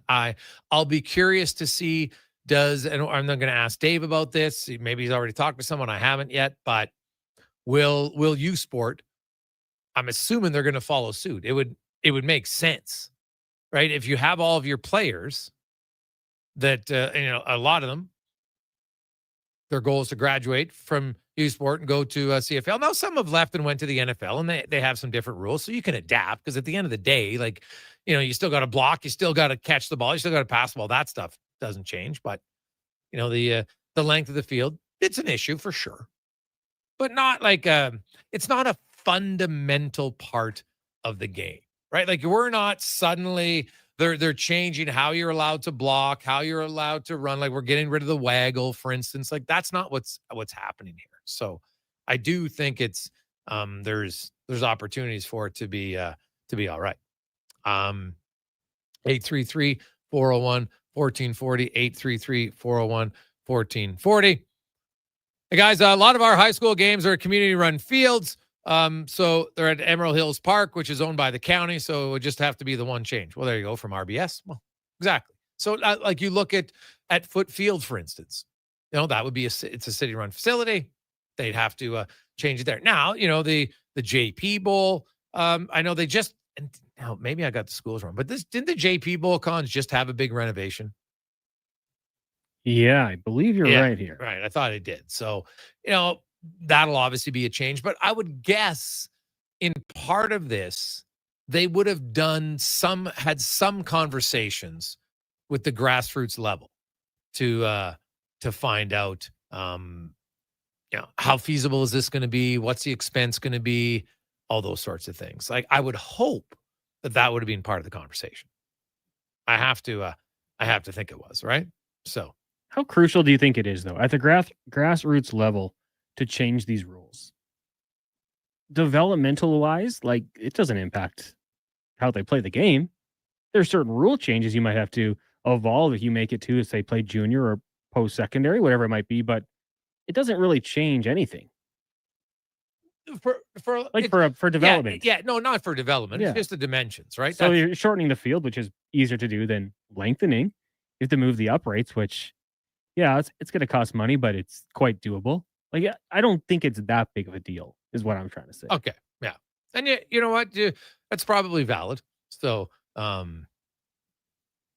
it is something to look at for sure. It's an inconvenience for sure, but like it seems like they can adapt pretty easily, I would think. Fair. 316, Jason Gregor, Sports 1440, sports1440.ca. Hey, Gregor, JP bolded because the Huskies play there now. It's a great field. I'm an ex-Wildcat, though. Go Cats. Yes. Yeah. No, it is. It's a fantastic field now. It's a great facility. So would they, I don't know. I'd have to ask someone, how much is it going to change? Because you'll have to repaint the lines, right? Because you're going to eliminate the 55-yard line if you go to a 100-yard field or not. And I'm sure some will or some won't, right? Like there's some minor hockey facilities that were different sizes growing up. So it's not the end of the world here, right? Like I know there's some neutral zone in certain facilities that are shorter than other ones. Y'all adapt to it, right? Some rinks are slightly narrower than others. We've all played in different ones over time. So I think that's all right. Hey, Gregs, do you think this is a start with an affiliation with the NFL? No, not at all, Ryan. Like Connor and I just talked about, like these rule changes, the games, the only thing that's close to the NFL now is the field distance, but not the width. The width of the CFL field is wider. They're still going to play with 12, not 11, so that's not going to change, right? Their end zones are 5 yards bigger, so they're still bigger than the NFL. So I don't think it changes as much as people think, to be honest. You just and the 35-second clock, I think there's a little misconception there that people think, well, they're going from 20 to 35. It's not really directly that way. So how it was currently in the CFL. So the play ends, right? Connor's just completed a 40-yard pass to Declan. He's down at the 50-yard line, right? The player gets up. Under the new rules, once that player gets up, and now the 35-second clock starts. But the 20-second clock doesn't start then. They got to get back. There's time for substitution. Then the ref whistles it in. And people watching the game and timing it this past weekend said that close to 60% of the time, it was longer than the new 35-second clock. So initially, people thought 35 seconds, well, it sounds longer. It means you're going to have more time. Actually not. It's going to speed up the plays because people are going to have to get in and out quicker. And that's really what they want. They're looking at ways. This is, I would say it's similar to the pitch clock in baseball, Cons, right? It's clearly sped up the game. Now, there was guys that would abuse it a lot, but there are times where it was very inconsistent in the CFL. If you listen to the commissioner, he said it was very inconsistent. It had to be started manually. And sometimes the play clock, the score clock wasn't always the same. So this is where there's going to be more consistency for sure. And putting benches on both sides of the field rather than having sometimes two teams on one side is that now it allow you. So when you want to make a substitution, you're not asking guys to sprint 45 yards. Because if you're down, let's say you're the offensive team, but you're in Edmonton, for instance, and let's say you were the visiting team. Now in Edmonton, it's a bad example, but I'm trying to get you to visualize Commonwealth Stadium, right? The Elks are on the west side of the field, right? Let's say both teams are on that side. Well, the Elks would be on the southwest, and the visiting team would be on the northwest. Well, what if the visiting team, now the Elks are running down the field, they're 1st and 10 from the 15. You want to make a defensive substitution. That team has to have their defensive guy run from like the 45-yard line all the way down, and not the offensive side of the 45, the defensive side. But when you have it on one side, watch what the Elks do when they substitute. If their offense is going from north to south, their offensive guys are lining up on the south side of the sidelines, so it's a much closer run. And you can substitute quicker and easier. So that's what they're doing here. So that will compensate and give teams a little bit, it's going to be easier for guys to substitute quicker because the clock's going to be faster. It's a 35-second from the end of one play to the next. Now, with penalties and such, that's kind of the same. So there will be some cases there where maybe it seems like it's more. And so that's what we're going to get confirmation here with Dave coming up next. Well, we'll take a quick break. We'll return to Jason Gregor Show presented by PlayAlberta.ca. Work never gets done by standing around. You have to put your words into action. And that's exactly what GS Construction does every single day. Our priorities are safety first, quality second, efficiency third. GS Construction works hard. It's true. But first comes the care, the planning, and the people. Underground infrastructure isn't just about machines and trenches and some traffic inconveniences. It's about doing things right. Find out more on what we do. Visit gsconstruction.ca. You've got a go-to coffee spot, a trusted barber, even a lucky game day jersey. But when it's about looking your absolute best, there's only one name you need: Mr. Dirk. Family run since 1939, we're experts in crafting impeccable tailor-made suits and offering a wide variety of everyday styles. Pair that with personalized one-on-one fittings and the convenience of on-site tailoring. Mr. Dirk elevates your style game. Visit our Edmonton store or explore MrDirk.com. Score big on style with Mr. Dirk. Come for Canada's largest trade shows, the biggest names in entertainment, exhilarating sporting events, and more. Stay for the experience at the Edmonton Expo Centre. TNA Wrestling makes its explosive debut at the Expo Center on Friday, September 26th and Saturday, September 27th for back-to-back nights. Buy your tickets online today. Learn more about what's happening at the Expo Center by visiting the calendar of events online at edmontonexpocenter.com today. Listen up, because you're not going to want to miss this. Right now is your chance to get in on Play Alberta's biggest offer ever. For a limited time only, new players can get up to a $1,000 casino bonus when they sign up. There's never been a better time to join the fun. Visit playalberta.ca today to get started with casino, sports, and lottery all in one app. Must be 18 plus to play. Remember, if you gamble, use your game sense. At Leading Edge Physiotherapy, we believe that life shouldn't hurt. Now, that doesn't mean that we don't know that sometimes it really hurts. I mean, we've seen people at their worst moments in life, when they feel they have nowhere to turn, or at a time when they felt like their problem just wouldn't ever go away. We've also seen people who thought to themselves, it'll just go away on its own, or this is no big deal. I don't want to bother anyone about this. Don't know where to turn to, or think it's no big deal. Either way, we have the technology, techniques, and skills to help you get back to it, whatever your it may be. Life shouldn't hurt. LeadingEdgePhysio.com. I'm Rick Showers from No Bull RV, and I want to explain how our operation works. You see, over at the new RV store, they take orders and try to sell them all by camping season, and sometimes they sell out early. Sometimes they're stuck with a few that just won't move, and maybe they take a couple of used ones on trade. At No Bull, it's a whole different ballgame. You have inventory arriving all the time, right, Rick? That's right, Bob. The RVs at No Bull are here on consignment.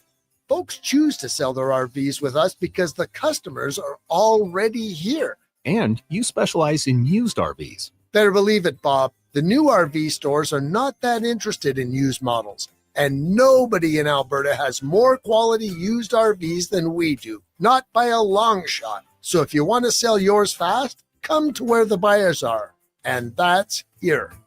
And that's No Bull. NoBullRV.ca.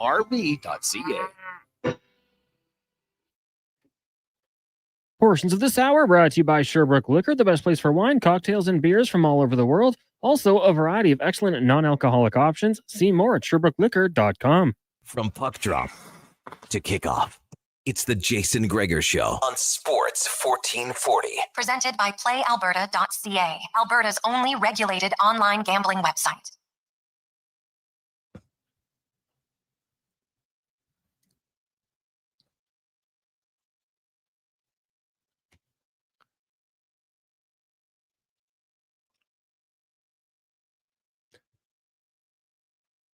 Welcome back. Jason Gregor.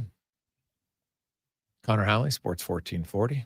Sports1440.ca, as well as our YouTube, Facebook, X channels as Oilers Nation. Thanks for listening. Thanks for watching. Maybe if you're outside of the city and the province, the country, using the app. We love it. Radio player, iHeartRadio, Stingray app, get it all. Love it. Now, there is so much going on in the world of sports right now, but the big news today, and I think it's awesome. It shows the interest for the league and discussion, debate, and people get change. Very few people like change. Some of you, you know what? Heck, you got to get a new duvet cover. Nope, I don't like it. Like simple things, man. You just don't love it. So happens all the time.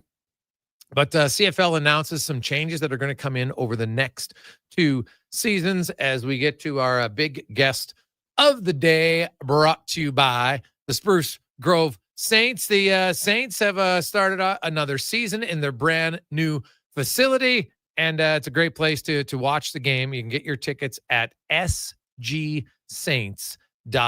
It's an unbelievable arena. We were there on Friday night, the Thompson Family Arena. So if you're in Spruce Grove area, I would recommend checking it out because it's an unbelievable place. You will enjoy it very much. Now, from the CFL on TSN, Dave Naylor joins us, and Dave, some pretty big news here for the CFL and the rule changes that are going to come in over parts of 2 seasons. And, the first, I guess, if we want to call it, the first stretch of changes will happen next year. And benches on the opposite side of the field. It's kind of a no-brainer. The 35-second play clock that's automatic, and no longer a rouge for missed field goals or punts that sail out of the end zone or bounce out of the end zone without being touched. What was your first reaction to the rules that come in next year? Well, I am somebody who does not like things that make the league a punchline to general sports fans and that allow them to kind of make a mockery of it. And I was, very vocal in the days of 2 Rough Riders, because when I would meet people who were casual CFL fans or weren't CFL fans at all, and the first thing they would say to me is, "That's the league with 2 Rough Riders?" And I was like, can we do something about this? Like, is that the lead in that everybody wants to talk about? And we finally did, because when Ottawa wanted the name back, Saskatchewan said, "Oh, no, you don't. We've had it to ourselves. We've invested in it here. We're not having 2. The rouge is kind of, this is the same, right? Is that the league where you can miss a field goal and win the Grey Cup? Yes, it is. I can't tell them they're wrong. That can happen. And, it's funny when the league played a video today that showed Liram Haralahu missing a field goal last summer at BMO Field and the celebration that broke out because they got a single point. Mm-hmm. And it really, in the context of today, it looked ridiculous. And, as did guys running into goalposts and banging footballs off the goalposts. But, it all kind of looked like parody, but it was real. So I'm glad to see the loser. I don't think it's ever good in any sport to have a non-competitive play. And when you have a non-competitive play that could decide a game or a championship, I think you're just asking for trouble. And I do think it's a barrier for entry for some fans. Oh, my God, the CFL, with that. Like, you know what I mean? And there's nobody, I know there's people on X today, I'm not watching anymore. They got rid of the rouge like that. And okay, well, if that was why you were watching Canadian football, God bless you. But, there's still a rouge. You're just going to have to earn it. Like, the ball's got to be playable. It's now a competitive play. I don't think anybody has a problem with that. So I'm fine with that. The only one for me that I feel, everybody's got an element of change that they're kind of like, and mine is the wide field goal return. And you only have to go back to Saturday when Trey Vavel returned that one for Winnipeg against Ottawa, flipped the game, and it was the most exciting play of the weekend. So that's gone. And I understand, when you're going to move the goalpost to the back and open up the middle of the field and do some other things that you think are going to, like, scoring touchdowns is more common than returning missed field goals. So that's what they're prioritizing. Something that happens all the time. Teams driving towards the end zone trying to score touchdowns. In this day and age, when field goal kickers are so accurate, there aren't that many missed field goals that go wide compared to what there used to be. But it is still an exciting play. So that's the one for me that I kind of feel like a little bit whimsical. But really, to me, they got a scalpel, not a chainsaw. I mean, 3 downs, motion, wide field, Canadian players, yard off the ball. I mean, I don't even care about yard off the ball, to be honest. I'm not sure what the virtues of it are, but if you like that, okay. The point is that the things that make Canadian football unique and special have not been changed. And so I think of it more as, it's a car that got a new paint job, not a new engine. Yeah, well, and it's funny because a lot of people brought up the missed field goals. So I reached out to a statistician, Steve Daniel, and there's been 14 returns this year of over 30 yards, and 3 of them resulted in touchdowns. There was also 3 touchdowns that, like the Toronto game, Nick Arbuckle, wide open receivers, going to him, hits the upright, done. And so they had 3. So that kind of negate. You talked about that's a push. Yeah. So total touchdowns, and I talked to 2 offensive play callers, and they said, I don't think people understand how many plays you scrap from your playbook when you're in the red zone across the middle of the field, which is where you want to go. Like a lot of times you can expose, like we talk about all the time, get 20, throw down the middle of the field. You got more chance. And then you rarely see that as much. Well, so they feel that this is going to open up the playbook way more, not only in the red zone, but 30, 35, all the way down to the goal line. Well, what's the play you see most often in the middle of the field near the goal line? Guys falling forward into a pile. Yeah. Right. And part of that is because, you've got a goalpost just inside the goal line, and that is like an extra defender. There's no question about it. So, I think that, and that's basically what the league is saying, is that touchdowns make highlight shows. Touchdowns are clips that go on social media. We want, you have a lot of CFL games where the score is, 23-13, and it was 2 field goals and 2 touchdowns and 6 field goals. My math's probably off for that score, but you know the point I'm making. They're trying to have more touchdowns and see teams go for it more and make it easier to get into the end zone in the middle of the field. So, I certainly understand that. And, that's the counter to, and those are great stats and great facts you just brought up. I may steal some of them when I go to write something that you brought up about the number of passes that hit the uprights, versus the field goal return. Now, and you might want to double check with Steve on that, because I was just saying, and he was talking on ones that he thought that, now you're making an assumption that the pass, but when you look at the video, like I know the Toronto one, that guy was wide open, right? He was, and then Arbuck. So you double check with Steve, because there might have been other ones that hit the upright, but maybe they weren't going to be completed. I don't know. So look, I'll go back to 94. Yes. In the Eastern Final, Baltimore and Winnipeg, on a freezing day. I wasn't covering the game. I was in the stands. I was in the business, but that day I was in the stands.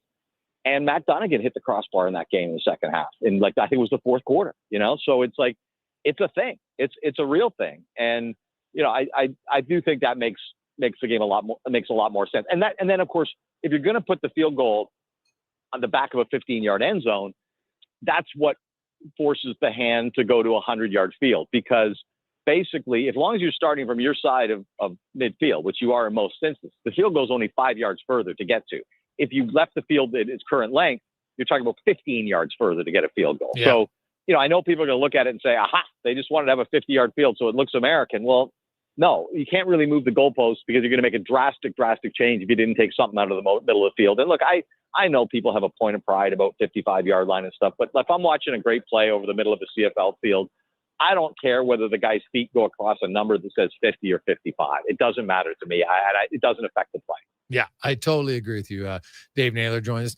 Then, Dave, of course, that's year 1 of the rule changes, and then year 2 is where there are going to be other ones, and we're going to see the size of the field change. The end zones are going to be smaller, and the goalposts will move to the back. So it's kind of like phased into 2. I understand why you have to go to 100 yards. It's no question. To me, I actually quite like it. My question to you is, Because like if you're a 30-yard, if you stall at the 30, that's a 52-yard field goal attempt now. It's not easy. Yep. But if you stall at the 35 and it's 3rd and 3, like you got to gamble now. Like there's so little benefit to punting there because a pooch punt isn't something you do a ton of. And then B, if it rolls out of the end zone or not, now you don't get a point, and the team scrimmage is basically where you were. Like it makes no sense. You might as well gamble. You might as well gamble. And again, this is not a league where you can down the ball on the 2 with a punt, right? Like you're always getting a return. The rules basically, unless you kick it out of bounds, you're basically guaranteeing that there's going to be a return. Now, my colleague Dwayne Ford, we just taped a segment for SportsCenter, and he did bring up this point. He said, "Look, I understand what the league's doing, trying to incentivize touchdowns over field goals and going for it in 3rd down in when you're in other team territory." He said, "I do have some concern that the conservative nature of coaches will result in more punting and not necessarily more teams going for it in touchdowns." And again, I think when you get into that, inside the 30 territory, probably not. But the question would be, beyond that. And look, I think you could do some things, and there may have to be some tweaks, right? They're dropping all this change. You could maybe tweak it and say, like, you can't kick the ball out of bounds in the CFL. You got to kick it. And again, that would disincentive punting because you're definitely not going to get the full field position length of your punt. You can't kick it out at the 5. We already have a rule that says you can't do that in the middle of the field. It wouldn't be a big deal to bring in a rule that says you can't do that anywhere. You got to kick it and make it playable. And that would, disincentive to punt in those situations. So, like, I look, I'm very curious about the game that they've created. I know that, and the interesting thing about this, Jason, is that, they did it with the people in the league office, with their staff and with Steve Daniels' help and those kind of things. The coaches and GMs, I believe, learned about it at 1:00 today, like everybody else. And of course, the CFL has a rules committee that was not consulted on this one. And I'll be interested in kind of finding out the reaction to that. And to me, the how this happened is almost as fascinating as the what, because I believe that Stuart Johnston understood, and again, good student of CFL history, that if you took this to rules committee, there is zero chance this gets done. And I'll give you an example. Last offseason, there was a proposal at rules committee to say you cannot win a game in overtime with a rouge, because of course we have the college football NCAA style overtime. So if the first team fumbles, the other team scrimmaging from the 35, you can snap the ball between your legs to your punter and have him kick it into the pill section or whatever you've got in your stadium, and game over. Like it's a non-competitive play to end a game in overtime. Like, can we save ourselves from this? And that did not pass at rules committee. So that if that doesn't pass, what are the chances? I think he just knew that it was no hope taking this down that path. So he took it to the people who hired him, the governors, the people who also gave him a mandate for change. And that's how he did it. Yeah. And honestly, I think that's smart, because I thought I saw it was Derek Taylor, and he tweeted about just, CFL coaches, where we're seeing NFL teams gamble more. CFL coaches, they still don't gamble. It's ridiculous to me, especially when he showed over a decade, not 1 year, over a decade of how successful you are on 3rd and 2, but how little teams actually do it. Right? Like, and you've got the yard off the ball, right? Yes. And here's the other thing in CFL and NFL. Possessions in the NFL are more valuable because there's fewer of them. I covered a game Thursday night last week. The Buffalo Bills had 3 possessions in the first half. 3. Now, you can, whether you like that or not, the point is that gambling and taking chances should be harder to do in the NFL because you've got fewer possessions. In the CFL, we exchange the ball all the time. So you would think that it should be easier to go for it on 3rd down than it is on 4th. Yeah, 100%. So I would I wrote about it and heard all the rule. I was like, hey, I've been saying for a while I could get rid of the rouge. I don't love the rouge like some people do. Now it's still there on the chance if you choose to give it up as the team returning the ball, that's your choice. Yeah. All right. So or you could get tackled in the end zone. Yes. Competitive play. Yes. So that I'm fine with. Okay. It's a unique scoring thing. That's okay. That makes it CFL unique. But and I've talked to so many players that have lost games on guys punting through the end zone, missing field goals. And you're like, what? That's how we lost? Like, it's a joke. So I totally get it. My outside the box thinking, Dave, was I would say twice in a game, the team had to gamble on 3rd down. It's just a rule. You pick when you do it. It's your choice, but you got to do it. Now, you want to wait till the end. All of a sudden, it might be 3rd and 10. It's your choice. So you got to do it. Now, do I think it'll ever happen? No, but they're still too conservative in football. I don't understand it. Yeah, no, I hear you. And I think, one of the things that we kind of like in our league is because it values big plays, because it's hard to do a 16-play drive when you've only got 2 downs, so we kind of think our game should lend itself a little bit that way. But I think, your example of some of the things that have happened in the NFL in the last like 10 years, and in some cases less than that, we haven't really seen that same evolution, I would say, in the Canadian Football League. So, but I know when you go into stuff like that, then people say you've got a gimmick, and I don't know that I love that. No, I agree. Just because I think it would make an interesting game. I just don't know that it gets us anywhere. That's all. Yeah, no, that's fair. To the games on the field, the Edmonton Elks, there's no better team in the league at knowing how to lose games, Dave. My goodness. Hilaire had the catch. Oh. That's 2 games against Hamilton. The Elks had a receiver with the ball in his hands in the end zone and dropped it. Cost them the game. Absolutely unacceptable. It is. And it's, again, the last 2 weeks for them, right? I mean, with what happened at the end of the Toronto game and then losing in Hamilton the way they did at the end, the Elks aren't going to make the playoffs probably.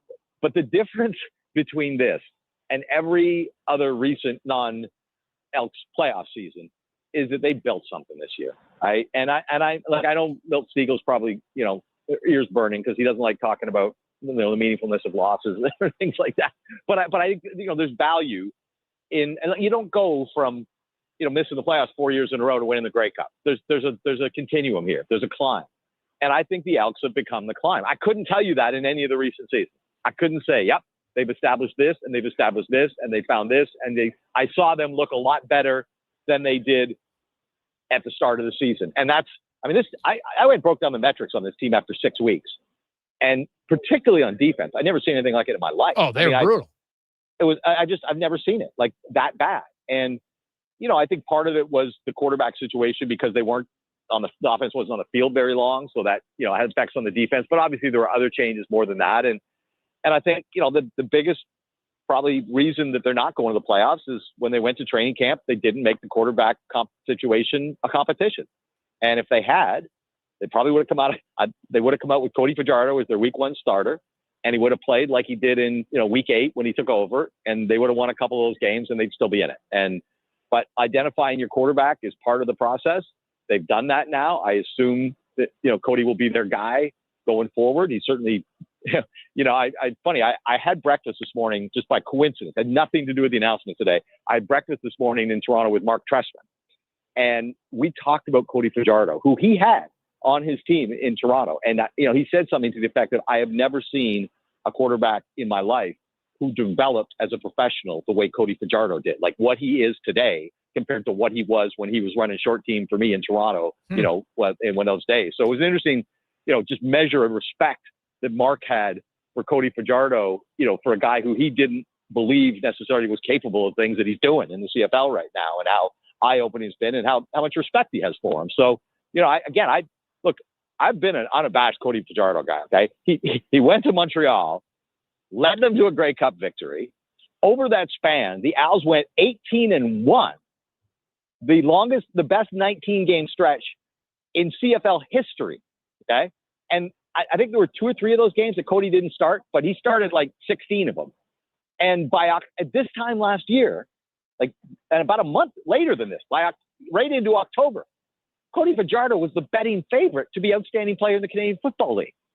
So, it wasn't like Edmonton signed some washed up backup and, had to roll the dice on Trey Ford. They had a guy who was, playing the best football of his career, I think, in the first half of last season. So, good for them that, they stumbled into that one. And I don't know what happens to Trey Ford in Edmonton now. Certainly, I assume his contract's going to be different next year because he's not going to be the starter. But, I think they have to feel pretty good about riding into next season, knowing who their starting quarterback is and that he's a proven guy. And when's the last time we said that about the Edmonton Elks? It's true. Dave, great stuff, man. I appreciate it. And one last one. The only thing I would like to see is better clarification with the clock in the final 3 minutes. Add a timeout, do something. There needs to be a way so we don't just see games run off. I think that's coming. And honestly, I just did a sit down with the commissioner, and I asked him about, could you walk us through how the final 3 minutes are going to work? And he deferred because they are going to put this in the hands of the rules committee for some of the minutiae here, right? Okay. And which is good, but I think there's going to be, some pretty careful management and understanding of what the final 3 minutes of a Canadian Football League game represents. I'll tell you something Stuart Johnson did tell me though today was that 1 minute and 12 second drive that the Ticats had to win the game over Edmonton Saturday took in real time over 11 minutes. He doesn't like that. That's why the play clock's coming in. Really? I have to go back and look at that. It did seem to take a while, but 11 minutes. There was an injury though, was there not? I couldn't tell you for certain. Yeah. Okay. Couldn't tell you for certain. Yeah. I think there may have been. But the point was that they want some urgency in the game in the final 3 minutes. Yeah. No. And without taking away the magic of what can happen in a CFL game at the end. Awesome. Great stuff, Dave. Appreciate it, man. Have an awesome one. Love talking ball with you, Jason. Thanks for having me on, man. I bet you there's Dave Naylor from the CFL on TSN. And see, it's always good to get those type of numbers because I think a lot of times what we think is what's occurring isn't always what's actually occurring. Right? Like a lot of people, when they heard 35 seconds, like, oh my God, now the game's going to be longer. It's brutal. They're going to run everything down. Not the case because this one is an automatic 35-second clock where the 20-second clock was manual, wasn't consistent. There was lots of things. Teams were knowing how to stretch it out before the ref would signal it in. So you had lots of cases, more than 15 seconds from the time the dead ball until the next play started the 20-second play clock. So they want to speed things up. Just think about baseball and instilling their pitch count. That's what they're doing here. It's consistent. It starts all the time. It's not one umpire gets to start at this time and then he waits. Nope. Here you go. And that I think is going to be good for the game because it speeds things up. You're going to, in theory, have more plays, which is also a good thing. Jason Gregor, Connor Halley, Sports 1440. Sports1440.ca. It's a Gregor Show presented by PlayAlberta.ca. We got Cam Tate. Then we got Kevin Woodley coming up. Spec. I think we're going to hear from Elks President Chris Morris and more on the Gregor Show here on Sports 1440. Edmonton Elks Indigenous Celebration is back, presented by No Frills. September 27th versus the Saskatchewan Roughriders, featuring Indigenous dance and drum halftime performances, pregame makers market, and the unveiling of our brand new Indigenous gear. Tickets at goelks.com. Ah, Hawaii. The warmth of a golden sunset as the waves roll in, the freshness of a waterfall, the lush scent of tropical flowers in the air. You don't need to travel to enjoy all Hawaii has to offer. You just need to order pizza. Bring Hawaii home with the Aloha Trio, available for a limited time at Papa John's. Try our classic Hawaiian, Super Hawaiian, or Hawaiian barbecue chicken for just $19.99 each. Better ingredients, better pizza. Papa John's, proudly locally owned and operated. God said, I need somebody to get up before dawn, milk cows, work all day in the fields, milk cows again, eat supper, go to town, and stay all night at a meeting at the school board. So God made a farmer. Hi, Mike here from Northgate Chevrolet Buick GMC. We are so thankful God made a farmer. For the month of September, it is our goal to feed 500 families. With every vehicle sold, we will feed a family of 4. So please help us reach our goal. Visit us online at northgategm.com. And here comes Action Electrical Service Team sprinting onto the scene. These are your first responders for any electrical emergency. That's right. With their fleet of service vans and specialized gear, they assess, they service, and maintain electrical lighting and automation systems. They're all about rapid response. Quick diagnostics and repairs to restore power and safety fast. Hire the Action Electrical team to bring home a win for your project. Visit actionelectrical.net. At Fountain Tire, get up to 25% off select tires, up to $125 off a set of 4 select Goodyear tires, and $50 off $150 service until October 18th. Restrictions apply. Book today. Fountain Tire. We're on this road together, Canada. Whether you're a craft beer connoisseur or more of a wine aficionado, there's always something new to discover at Sherbrooke Liquor, a unique, family-owned, independent liquor store. The selection incredible. The non-alcohol section is also very impressive. Sherbrooke Liquor, expert, knowledgeable staff with a passion for unique finds. More than just a liquor store, we're a community. Alberta's best, the one and only Sherbrooke Liquor. Wine, spirits, and oodles of beer. Visit SherbrookeLiquor.com. I've been job hunting for months, but I don't have the skills for the jobs I want. I've been job hunting for months, and with the help of Work First Alberta, I got hired. Work First Alberta can help you change your story. It connects job seekers with training and resources to find meaningful employment. And it can help employers find qualified candidates. Learn how you can change your story at workfirstalberta.ca. A message from the Government of Alberta. Ah, Hawaii. The warmth of a golden sunset as the waves roll in. The freshness of a waterfall. The lush scent of tropical flowers in the air. You don't need to travel to enjoy all Hawaii has to offer. You just need to order pizza. Bring Hawaii home with the Aloha Trio, available for a limited time at Papa John's. Try our classic Hawaiian, Super Hawaiian, or Hawaiian barbecue chicken for just $19.99 each. Better ingredients, better pizza. Papa John's, proudly locally owned and operated. Score an A-plus deal on 5G Ultra Home Internet from Explore. Switch to incredible internet speeds and get a $100 gift card for a limited time. Upgrade today at explore.ca. Every morning, you look in the mirror and see less of yourself. Hair loss can feel like losing a part of who you are. But it doesn't have to be that way. Hi, I'm Dr. Vance Elliott. At Advanced Hair and Skin Surgery, we understand the pain of hair loss. Our advanced hair restoration solutions won't just bring back your hair. They'll help you face the mirror with confidence. Good morning, you sexy beast. Visit drvanceelliott.com today because it's time to be the man you remember.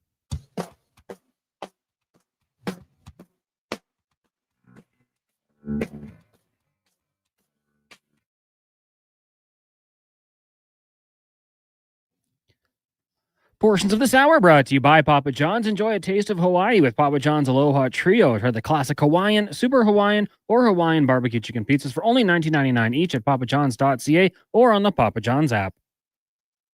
Hat tricks, touchdowns, and home runs. Get it all with the Jason Gregor Show on Sports 1440. Presented by PlayAlberta.ca, Alberta's only regulated online gambling website.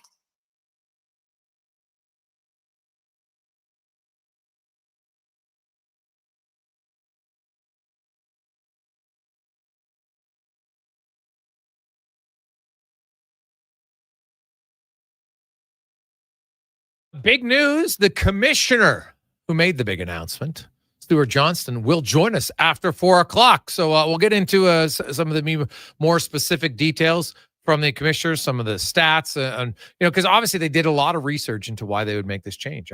This is not a flippant one. And honestly, the commissioner, the most impressive thing for me, you have a new commissioner who came in and made some significant change to a league. And I think a lot of people, I've talked to former players, there was very few who love the Rouge. People are like, I'd love to know the infatuation as to why you think the Rouge is such a great thing. Because the Rouge is still involved. It's just not going to be involved on, you don't get rewarded for failure. Now, if you bomb an 80-yard punt and it rolls in the end zone, the guy goes back and touches it and he takes a knee, guess what? You still get a point. But purposely kicking it through the end zone on a punt, from a 40-yard line to guarantee you a win in the last play, no thanks. And I get it. That's not, I don't know. It's why I don't love regulation wins in a shootout. Not a fan of it. And the NHL is trying to do everything they can to lower the amount of games that go to a shootout. And you watch, in the next few years, I think you'll see another rule change in the NHL that has probably longer overtimes because they want to limit the amount of games that are decided by, quote, non-hockey plays. And I think that's a good thing. Let's get to the 2-minute warning brought to you by Legacy Heating and Cooling, home of no interest, no payments for 1 year. It's going to get cold eventually. So plan ahead at legacyheating.ca. As we get to Cam Tate, of course, a longtime journalist in town. Cam, born with cerebral palsy, he's been in a wheelchair for a long, long time. And due to his disability, he was never able to be live on radio. Always wanted to be, but now he can. Through the wonders of technology, Cam's words come to life in the 2-minute warning. Hard training camp, so I've got a good chance to see competitive level from them, and that was just amongst them. I talked about how if you can compete against each other as a team, it will allow you to be really competitive against your opponents. He's done a real good job of putting the work in to give themselves a chance to win. That's Edmonton Oil Kings head coach Jason Smith, standing in the Rogers Place hallway right outside the dressing room Saturday evening, about 15 minutes after the Oil Kings' second win of the season. Smith changed quickly into gray slacks and an Oil Kings golf shirt. Also gray if you're scoring at home, celebrating Saturday's 4-1 win over the Red Deer Rebels. The night before, Friday, in Red Deer, the Oil Kings beat the Rebels 4-2. So what did Smith see in the first 6 periods of the new West Hedron Hockey League season? Oh, I just competing the work ethic of the players. I think we did lots of good things structurally. We competed hard and started both games really well. And what are the things you think you have to work on? Just details and execution. I think we turned the puck over a little bit too much in the third period of both games, and you can always work at improving your special teams and improving your overall offensive play, capitalizing on scoring. They will have lots of time to work on stuff. The Oil Kings will practice at home before their next game this Saturday as they go to Moonshine Cap. Oh yes, sure, Moonshine Cap. Oh, sorry. Okay, sorry. I mean Medicine Hat against the Tigers. Hey, Jason, don't forget the gray outfit. The 2-minute warning weekdays. Gregor, Halley, Tate, Sports, 1440. Tater had was he in a big auditorium voicing that one today? Like it was almost reverberating. Deep voice was using today. Yeah, the Oil Kings had a very good start to the season. As should be. They should be one of the top teams in the league this year. And, you average 4 goals. They only allowed 3 in 2 games, 1 4-2 and 4-1. So solid start for them. Moose Jaw also starts 2-0, as does the Prince George Cougars. Now, there's a few other teams who only played 1 game this weekend, but a small thing to see. Like you look in the Eastern Conference, there's only 5 teams now who have yet to lose a game. And we only played 1 weekend of hockey. That's, lots of 1-1 teams like that. So Swift Current, Medicine Hat, Prince George, Moose Jaw, and Edmonton in the East. Now, PA, Medicine Hat, and Swift Current. And even PA, they lost in overtime. So I guess I would argue they're out. They've lost. So it's really only 4 teams who have won every game they've played in the Eastern Conference. And then about 5 over in the West. But the Oil Kings will be good. Coming up, Commissioner of the CFL, Stuart Johnson, on, I think, significant change. But for me, I think this is positive change. Where do you come out? 833-401-1440, 833-401-1440. Let's get to the Con Man Sports 1440 update, brought to you by Fountain Tire. And if you don't have space, and you're like, I don't know where I'm going to store my tires, it's annoying. Well, guess what? You store them at Fountain Tire. Buy a new set of tires in the month of September, and you get $50 off free tire storage at Fountain Tire. See local stores for details, fountaintire.com. This is the Sports 1440 update. The CFL making some changes for the next couple seasons, including goalpost being moved and the end zone shortening from 20 to 15 yards in 2027. The field will also be shortened from 110 to 100 yards, retaining its 65-yard width. In 2026, the rules will no longer include a single point for a missed field goal attempt that goes wide of the goalpost or a punt that goes through the end zone or out the side. All teams will be required to have their bench areas on opposite sides of the field, and there will be a new 35-second play clock, which begins as soon as the previous play is whistled dead. Week 3 in the NFL concludes tonight. It should be a good one as the Ravens host the Lions. Gets on at 6:15. Brutal news for the Niners as they'll lose Nick Bosa, edge rusher, for the rest of the season with a torn ACL. While the Cowboys will be out with CeeDee Lamb for 4 to 6 weeks with a high ankle sprain, and Chargers running back Najee Harris out for the season with a torn Achilles. Major League Baseball tonight, just 3 games on the schedule. You got the Giants hosting the Cards, Brewers in San Diego, and the Braves meet the Nationals. And according to reports from the association, Houston Rockets point guard Fred VanVleet suffered a torn ACL and could potentially miss the entire season. Coming up in hour 3 of the Jason Gregor Show, we'll be joined by CFL Commissioner Stuart Johnston, Kevin Woodley from In Goal Magazine, and we'll ask 5 questions. I'm Connor Halley. This has been a Sports 1440 update. Sports 1440, Stingray radio station. CKJR broadcasts from West Edmonton Mall and Wetaskiwin. Download the free Stingray music app and listen wherever you go. Actions speak louder than words. Japa Machinery Group puts your construction plan into action with XCMG construction machinery you need. Available for rental or sale. Learn more at japamachinery.com. Hi, I'm Jeff Davison, CEO of the Prostate Cancer Center. September is Prostate Cancer Awareness Month. Here in Alberta, 1 in 6 men will be diagnosed with prostate cancer. But if caught early, it's one of the most treatable forms of cancer. The Prostate Cancer Center is committed to saving lives by providing free PSA blood testing on our ManVan, Alberta's only mobile men's health clinic. This September, talk to the men in your life about getting checked for prostate cancer. A simple blood test could save a life. Visit getcheck.ca to find a clinic near you. It's time to rev up your engines at the Finning Sales Event this Tuesday. Take advantage of event exclusives and score big with 0% financing. Demo the latest Cat heavy-duty equipment as they celebrate 100 years. Plus, you can pick up your perk with every equipment purchase, $2,000 in additional discounts or free select attachments. Big machines, big savings, big fun. That's this Tuesday. Edmonton Finning, 10910 170th Street Northwest.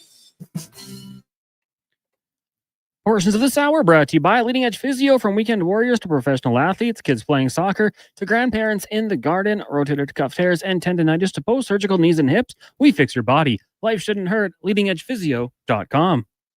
The Jason Gregor Show, the best of Edmonton sports talk and beyond. This is Sports 1440. Presented by PlayAlberta.ca, Alberta's only regulated online gambling website.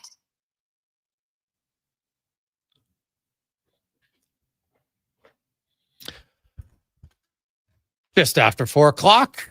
How are you? Jason Gregor, Connor Halley. The Gregor Show is always presented by PlayAlberta.ca, your number one place online gambling web. The only one that is legal in Alberta, PlayAlberta.ca. And guess what? Even if you lose, you win, because all the revenue stays right here in the province of Alberta at PlayAlberta.ca, where you can do simple things. You want lottery, instance, live dealer, casino, sports. They got it all. Earlier today, major announcement by the CFL. And our next guest was the gentleman making the announcement that the CFL is going to be putting in some rule changes starting next season. Automatic 35-second play clock. Benches will be on opposite sides of the field. And the rouge will no longer be there on missed field goals or punts that go through the end zone or bounce out of the end zone without being touch. But the rouge still does exist in other forms, just not with those. And then in 2027, the goalpost will be moved to the back of the end zone. Every end zone in the league will be the same size at 15 yards, and the field will be shortened from 110 to 100 yards. A lot of this is put in place to make more scoring. I get the theory behind it, but I'm sure there was lots more than just sitting around having theoretical stuff. There's lots of studies that go into it. And Commissioner Stuart Johnston joins us. Commish, how you doing? I'm doing great, thanks. How are you, Jason? Good. Maybe it should be Mr. Commissioner. I'm not sure if there's a proper term for that, but we just call the commission our fantasy football league, so we'll go with that one. We can keep it informal. I like it. Perfect. Well, Stuart, I have to say, man, I commend you because you come in and you said you were like, I want to make some changes. You've been around the league for a long time. You talk to the owners, you make these changes. And of course, people don't like change. And so I'm sure you're aware of that, but I quite like these changes. I've been calling for a rouge change for quite some time. So kind of walk us through the process. And I guess maybe some numbers that back up why moving the uprights to the back of the end zone will actually help for more scoring. Sure. Look, we are focused on some changes that it would drive more touchdowns. We're focused on more touchdowns, and if we're trading field goals for touchdowns, we're okay with that. But it goes beyond that. the reason we think touchdowns will go up is because the large majority of attempted passes into the end zone are to the sides of the end zone.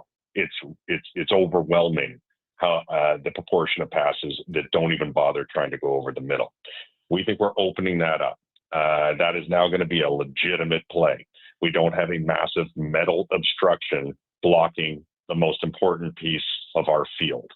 And so we wanted to kind of get our heads there. When we added that kind of data, which demonstrated we think there's going to be a 10% increase in completions in the end zone because of this change, probably 60 more touchdowns per season scored because of this change. And then you add in some of the things I pointed to, where if a team is backed up onto their own 1 yard line, basically their playbook is cut in half because that goalpost is right behind them. And they can't roll out that way. They can't really run that way. They probably have to play to the short side of the field. Well, that doesn't make for entertaining football. Think about quarterbacks dropping back, or punters having to deal with that. And then ultimately, think of the visual presentation. You're in media. I came from media. And many might argue that the most highlight-worthy plays are typically in the end zones. And yet we have these huge obstructions in the way of our visual presentation of those incredible plays.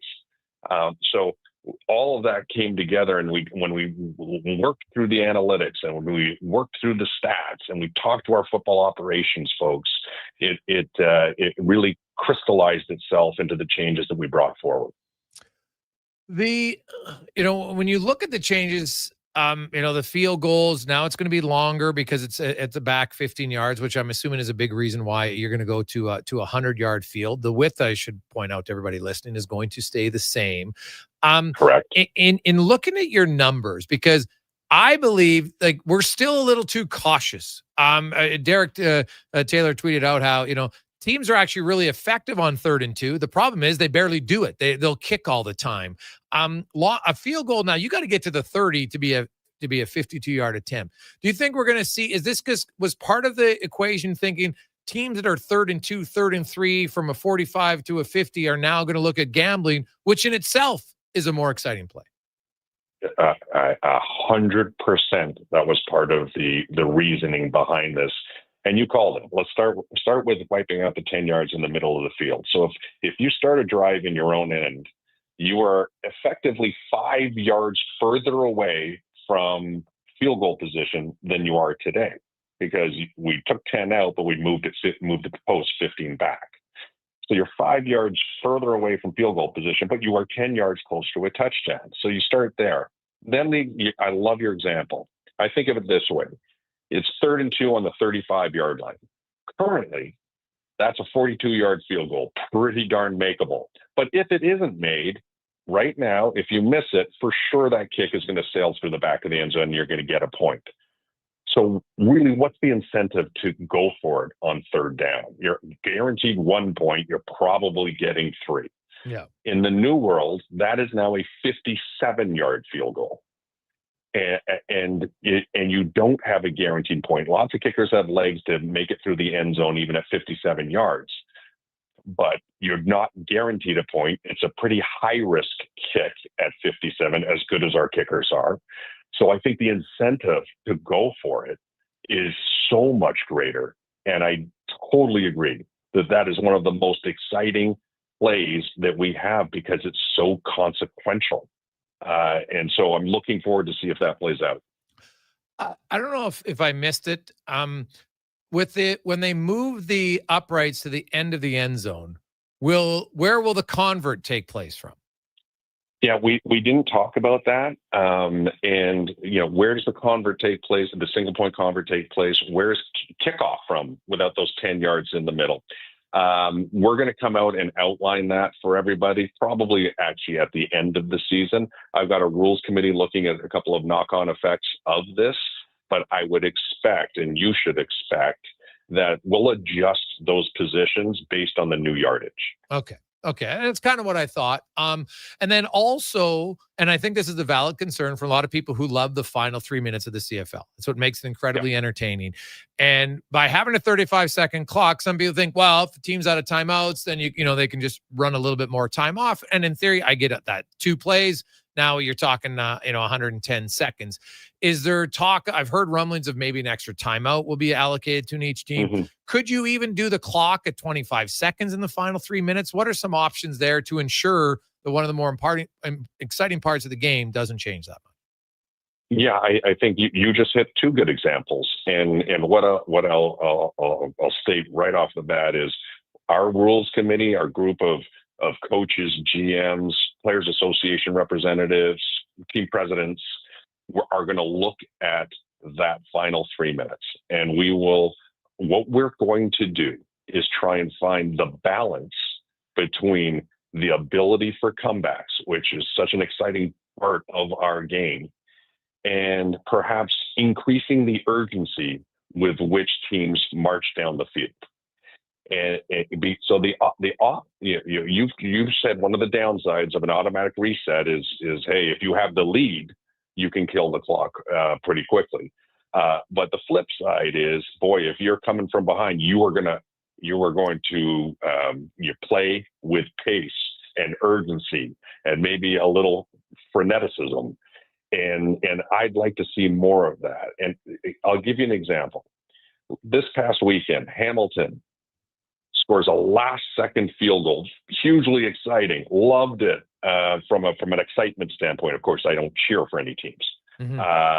And I know who they were playing and who I'm talking to. Yes. But from an entertainment standpoint, you just said everyone thinks that's so entertaining, and I agree. However, I'd also ask everyone to note that Hamilton got the ball with 1:12 left on the clock. And when they kicked the field goal, it was 11 minutes later. It took 11 minutes to work their way down the field, with only a minute left on the clock. That doesn't smack of urgency to me. And that's where I'm trying to find the balance. Wow. 11 minutes. Now, was there an injury? And that was my other question. Like, what happens with the automatic clock on penalties and then on injuries? How does that work? I think I'm going to wrap that all into the rules that we're going to come out with. Okay. In terms of really laying out exactly what the impacts are in various scenarios. Really, I want to think about it. The minimum starting point is, of course, out of bounds stops the clock, a penalty stops the clock, and then hey, if you incomplete passes, stop the clock. So you get timeouts, stop the clock. The 3-minute warning stops the clock.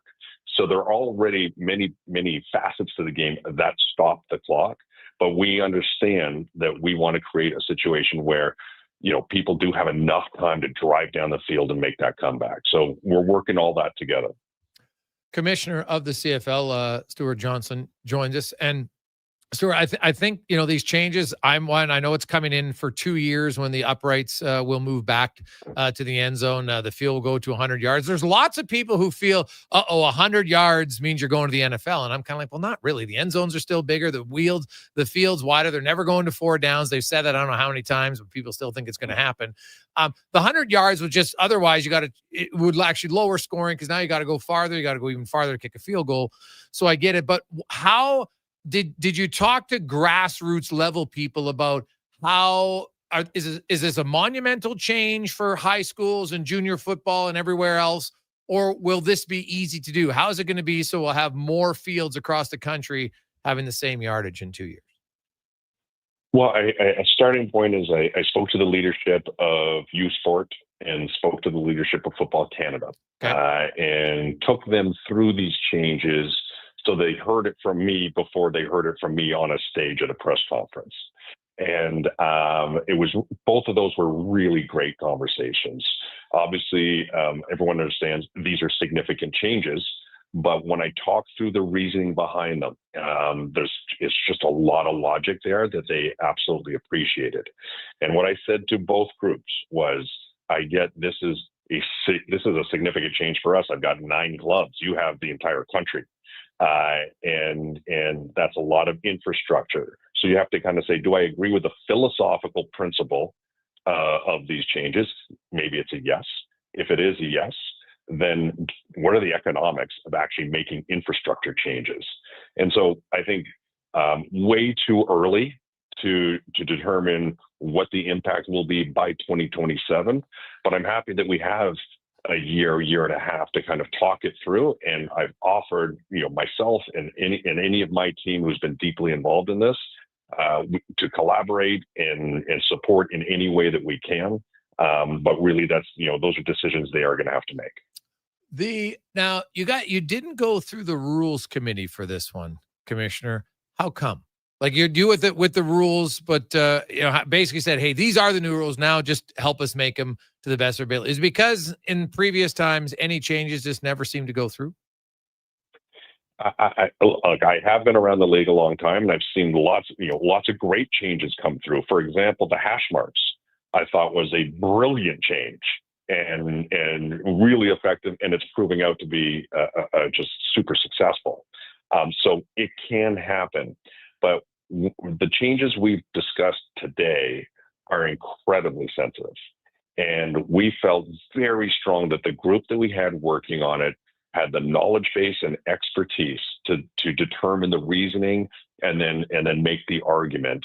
And that really, when you're talking about rules at this level, they should be Board of Governor driven. And when the Board of Governors the group of governors were taking through these changes, it was not only unanimous support, it was enthusiastic support. Stuart, I don't know if you've talked to any players or coaches or anybody since it. What's been the initial reaction from those people who actually are going to be playing the game? Well, we had a few recently retired players at the press conference. I won't name names, but I got lots of handshakes and love all the changes. And there are going to be players who very much struggle with the changes. And that's to be expected because change hits everybody in a different way. And everyone's got their own real life experiences that they're going to apply to that. And that's okay. We, the league and me personally, did not expect this to be all flowers and sunshine and everyone say, okay, finally, we all totally agree. Let's make these really significant changes without any emotional feedback on it. Of course, there's going to be some feedback. I expect on both sides.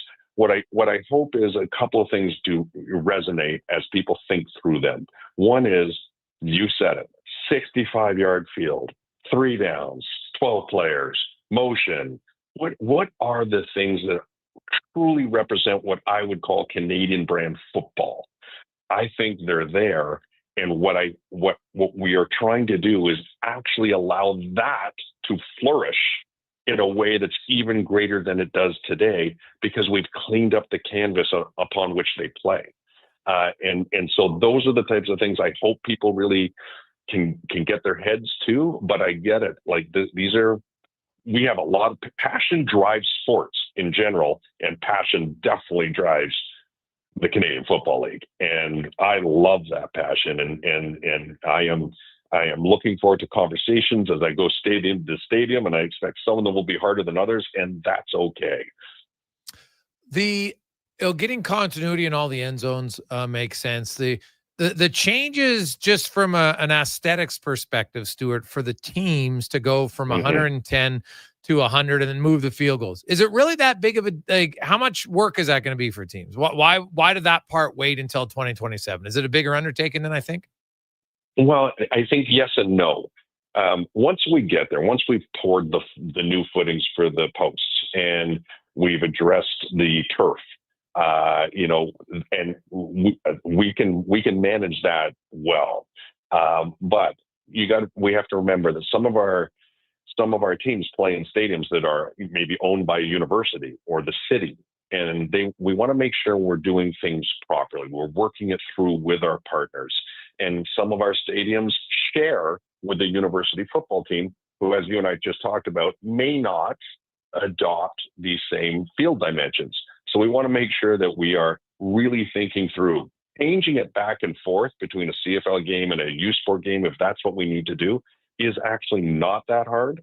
Once we've poured the footing and once we've managed the turf, it's about moving posts and painting fields. And stadiums do that all the time when they switch over from football to soccer to rugby to whatever. That happens all the time. So that doesn't scare me. I just want to make sure that we've got the right process in place. So when we do get there, every stadium is looking to shine. Looking at it from a commissioner standpoint, you've been in the media side for a long time, Stuart. Change, nobody likes it, but I think I look at baseball. Baseball probably historically was the one league that refused change and then they made some significant changes, and now people like it. So is it knowing to say, hey, not everybody's going to like it, and a lot of people are going to act, and there's going to be full outrage, and I'm going to cancel my tickets, and that might happen. But in a few years, I'm not sure any of these changes really change the fundamental in a negative way of the game. It gets rid of rewarding failure, which I actually like on the Rouge. But then the other thing is it should be encouraging more offensive creativity, which is what I think the league wants and needs. I thank you. I agree. Those are definitely outcomes we are looking to achieve. And here's my prediction. And sometimes it just takes a group of people or to lean in and drive the change, because it's too hard sometimes to just get everybody on board and everyone's got their own opinions. And this, again, we believe in so fundamentally on the outcomes we're going to achieve with these changes that we are driving it forward, and willing to accept that some people are going to have some immediate visceral negative feedback, and I hope that they get past that, but maybe it lasts a bit longer. I think that just like in baseball, where there's their pitch clock and putting a guy on second base in extra innings and a couple other rules, every league's gone through some pretty significant rule changes. That within a short amount of time, I think less than one season, people are going to get so accustomed to a field that doesn't have obstructions in the middle of the field that when they look back at old games, it's going to feel weird. And I will note that the NFL used to have their goalposts on the goal line until 1974, and they moved them back. And now, no one would ever think that they would have their goalposts on the goal line. I didn't remember that one. That's a good little stat. I like it. Mm-hmm. Now, one thing I think when I look at, and this is a bigger picture for the CFL, Stuart, but I have you on, so I want to ask you about it.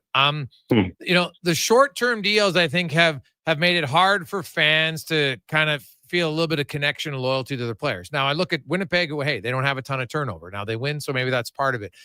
What's your thoughts on trying to get a little bit more continuity amongst teams and players so fans can relate to the players more because they see them for more than 1 or 2 years?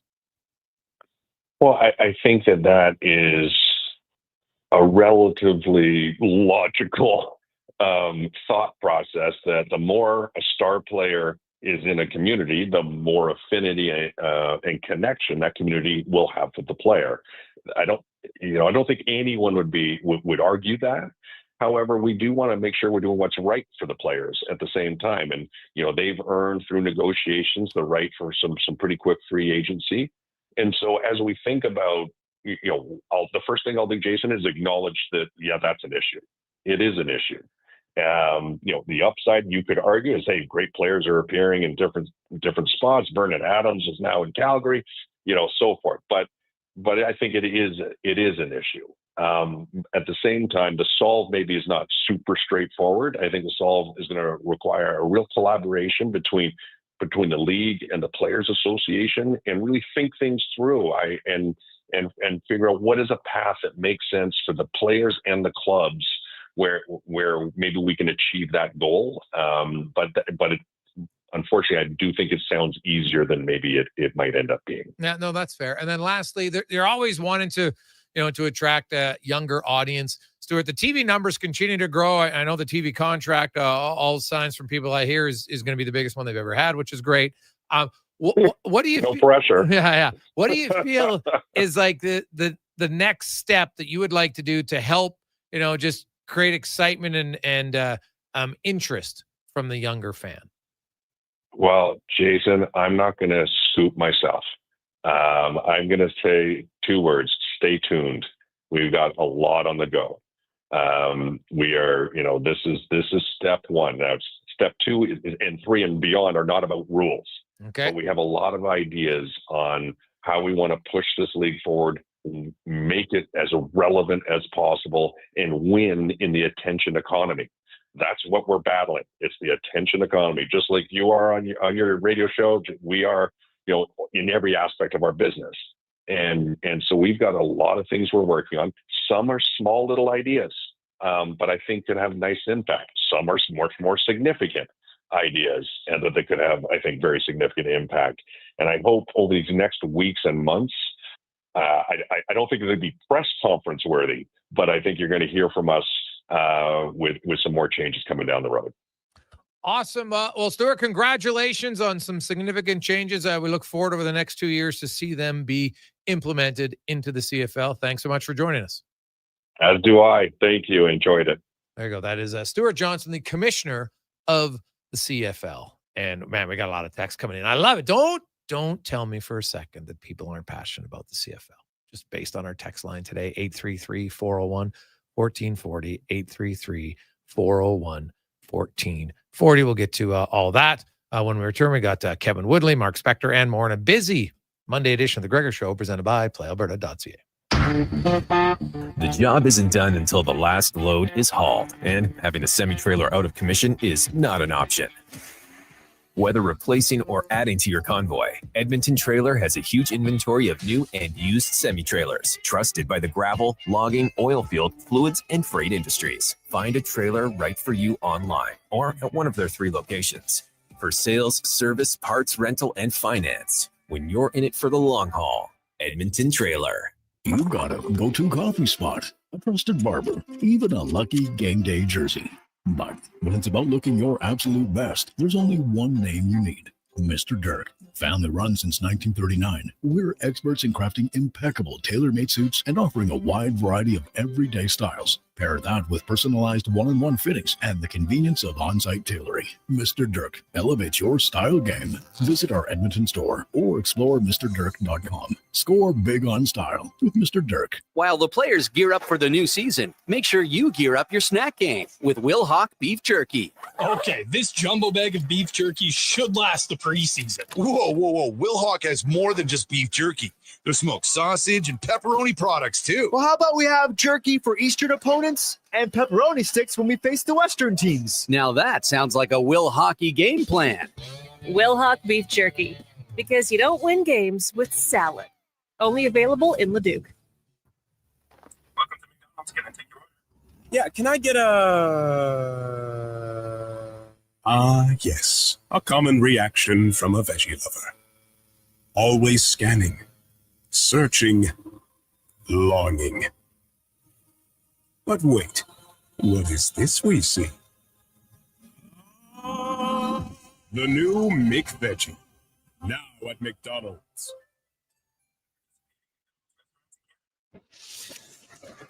24 hours a day, 7 days a week. Edmonton sports fans stay informed with Sports 1440. Stream us. Listen to us on the AM dial. However you consume this radio station, thanks for listening. What's better than a family reunion? Getting the family discount. At Nisku Ford, you're not just a customer, you're part of the family.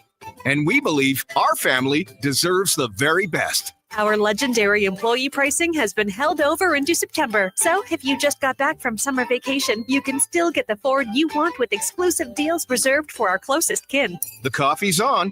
Drive into Nisku Ford or visit niskuford.ca today.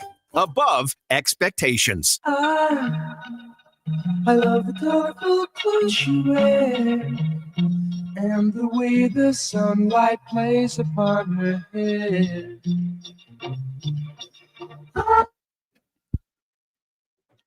Portions of this hour brought to you by Culligan. For all your residential water needs, your local water treatment company, more than just big bottles. Culligan.com.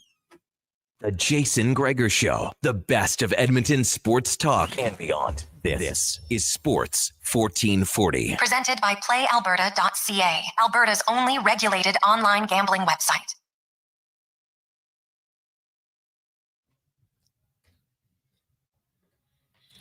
425.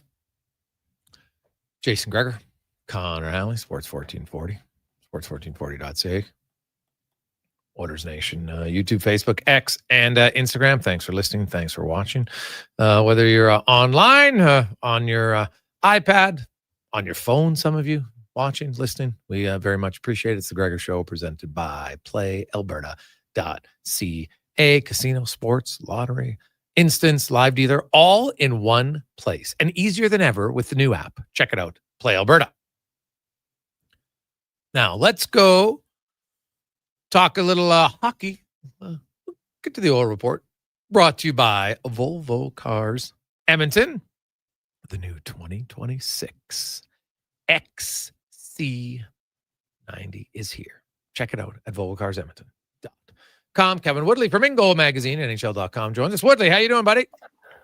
I'm doing good. I'd be better if we didn't do these rankings every year because they twist me in knots, my friend. I gotta say, it's well, I end up just going. I go back to the numbers most of the time because at the end of the day, the stuff that I feel and think, the numbers tend to be a better predictor. Okay, that's totally fair. Yeah. You got to try to remove emotion, so I understand. Now, I wasn't here last week. Who did you guys? What division do you want to do today? We're not to the Pacific Division. We're into the Western Conference. I figured we'd do the Central first, save the Pacific. Perfect. Best for last, or tease them up, make them wait till the last week. Yeah, hey, that's okay. So for those listening, we'd like to go from 8 to 1 on who Kevin likes ranking, and this is goalie duos for a team. And duos, because it's important that you might have a great starter, but maybe your backup isn't so much there. And as he said, he goes off of the numbers. So let's start number 8 in the Central Division. Yeah, this one actually is fairly easy. And this is the hard part is saying it's easy and not meaning to be disrespectful, but I just think the environment in Chicago makes it easy to predict that those goaltenders will have a tough time. Spencer Knight's numbers were around league average last year, which on that team is really good. Soderblom got off to a really good start, and I actually kind of like the upside for Arvid Soderblom. Just a really tough place to learn to discover that upside. The experience that they hope to have in Laurent Brossoit, I'm sure you saw the news by now. It looks like he's going to be out again for an indefinite period after off-season hip surgery. Drew Comesso's a really nice prospect coming in behind him, but and like we've talked about this before, Jason, with with the importance of Mike Smith during Stuart Skinner's early years there in Vancouver, of having somebody to sort of help show you the ropes, what it's like to manage your game versus managing your minutes, and find that balance as you get your way into the league. And as much as Knight had that with Sergei Bobrovsky, it was in an environment that was a lot more predictable. And so how to navigate one that is a lot less predictable, a lot tougher on goaltenders. There's probably some steps backwards, it feels like, for this organization, even if I believe in the talent of both guys before they get a chance to move forward. Yeah, it's a lot of it's going to come down to the environment right now. Unless they both can stand on their head, it's going to be difficult. Well, and that's the thing. Like I said, to me, Spencer Knight sticking around league average last year, adjusted save percentage, Soderblom just being ever so slightly below it. That's pretty good considering what they faced. And we know there's upside in both guys, but when you look at their overall numbers, their numbers last year, they've all got a dash attached to them. They're all below expected. And so you're probably not going to see big strides until things stabilize in front of them. And I just don't see that happening this year. Okay. That's fair. So let's move to number 7. This is a tough one. What if I told you I had the second best starter by the numbers last year in the 7-hole from a tandem perspective, and that is the Minnesota Wild. And I wrestled with this one, and you could probably go a number of different ways. The fact that Philip Gustafsson was so good last year overall in his past 3 seasons. He's a top 10 goaltender in the National Hockey League. So a little bit of this is 3 years ago was great. 2 years ago was bad. Last year was great. So I've seen this pattern with other goalies where they alternate back and forth between the two. I don't think we'll see that here. The biggest reason that this ranking is so low is because of the uncertainty behind him. And, Marc-Andre Fleury, even as things started to fall off in his game a little bit midway through last season, still finished slightly above expected. Like, he gave them league average goaltending. And for the first half, he gave them better than that. Jesper Wallstedt, for all the potential and upside, his one appearance in the National Hockey League did not go well last year. There may be steps there to be taken. And so I maybe would have liked to have seen them get a little more NHL experience in the 3-hole. They went with Cal Peterson. And listen, I haven't watched Cal Peterson in years. I applauded his extension for 5x5 in LA because I thought the way he played the game should translate to the way offense was being created, but it just hasn't. Like, we haven't seen him in the National Hockey League in a long time. He struggled, at least by the raw numbers, even in the American Hockey League. So to me, this is about questions behind Gustafsson. Certainly the talent there for Wallstedt to answer all those questions. And they are a team that tends to support their goaltenders pretty well in terms of environment. But that's a big ask. And the one thing about Gustafsson, even though it's improved in the past couple of years, we've talked in the past about conditioning. And I don't know if there's criticisms there still to be had, but at least question marks around it. And so that better be up to snuff, because by the looks of it, he's going to have to play a lot this year. Oh, you think he'll play just what? You don't think they're going to ride Gustafsson that much? No, I'm sorry. I'm talking about Gustafsson's conditioning. That was one of the issues. Now, I think it's improved in the past year, recognizing what it takes to be the number one guy. But man, like, it's just, you lose a guy like Fleury. I think we underestimate. We talked about this, in terms of the Blackhawks not having that guy. This will be a big year for Gustafsson, and we'll see, without that security blanket, without that support mechanism there, is he up for the challenge? And for Wallstedt as well, first time in the league, a lot of pressure. It's a lot to ask.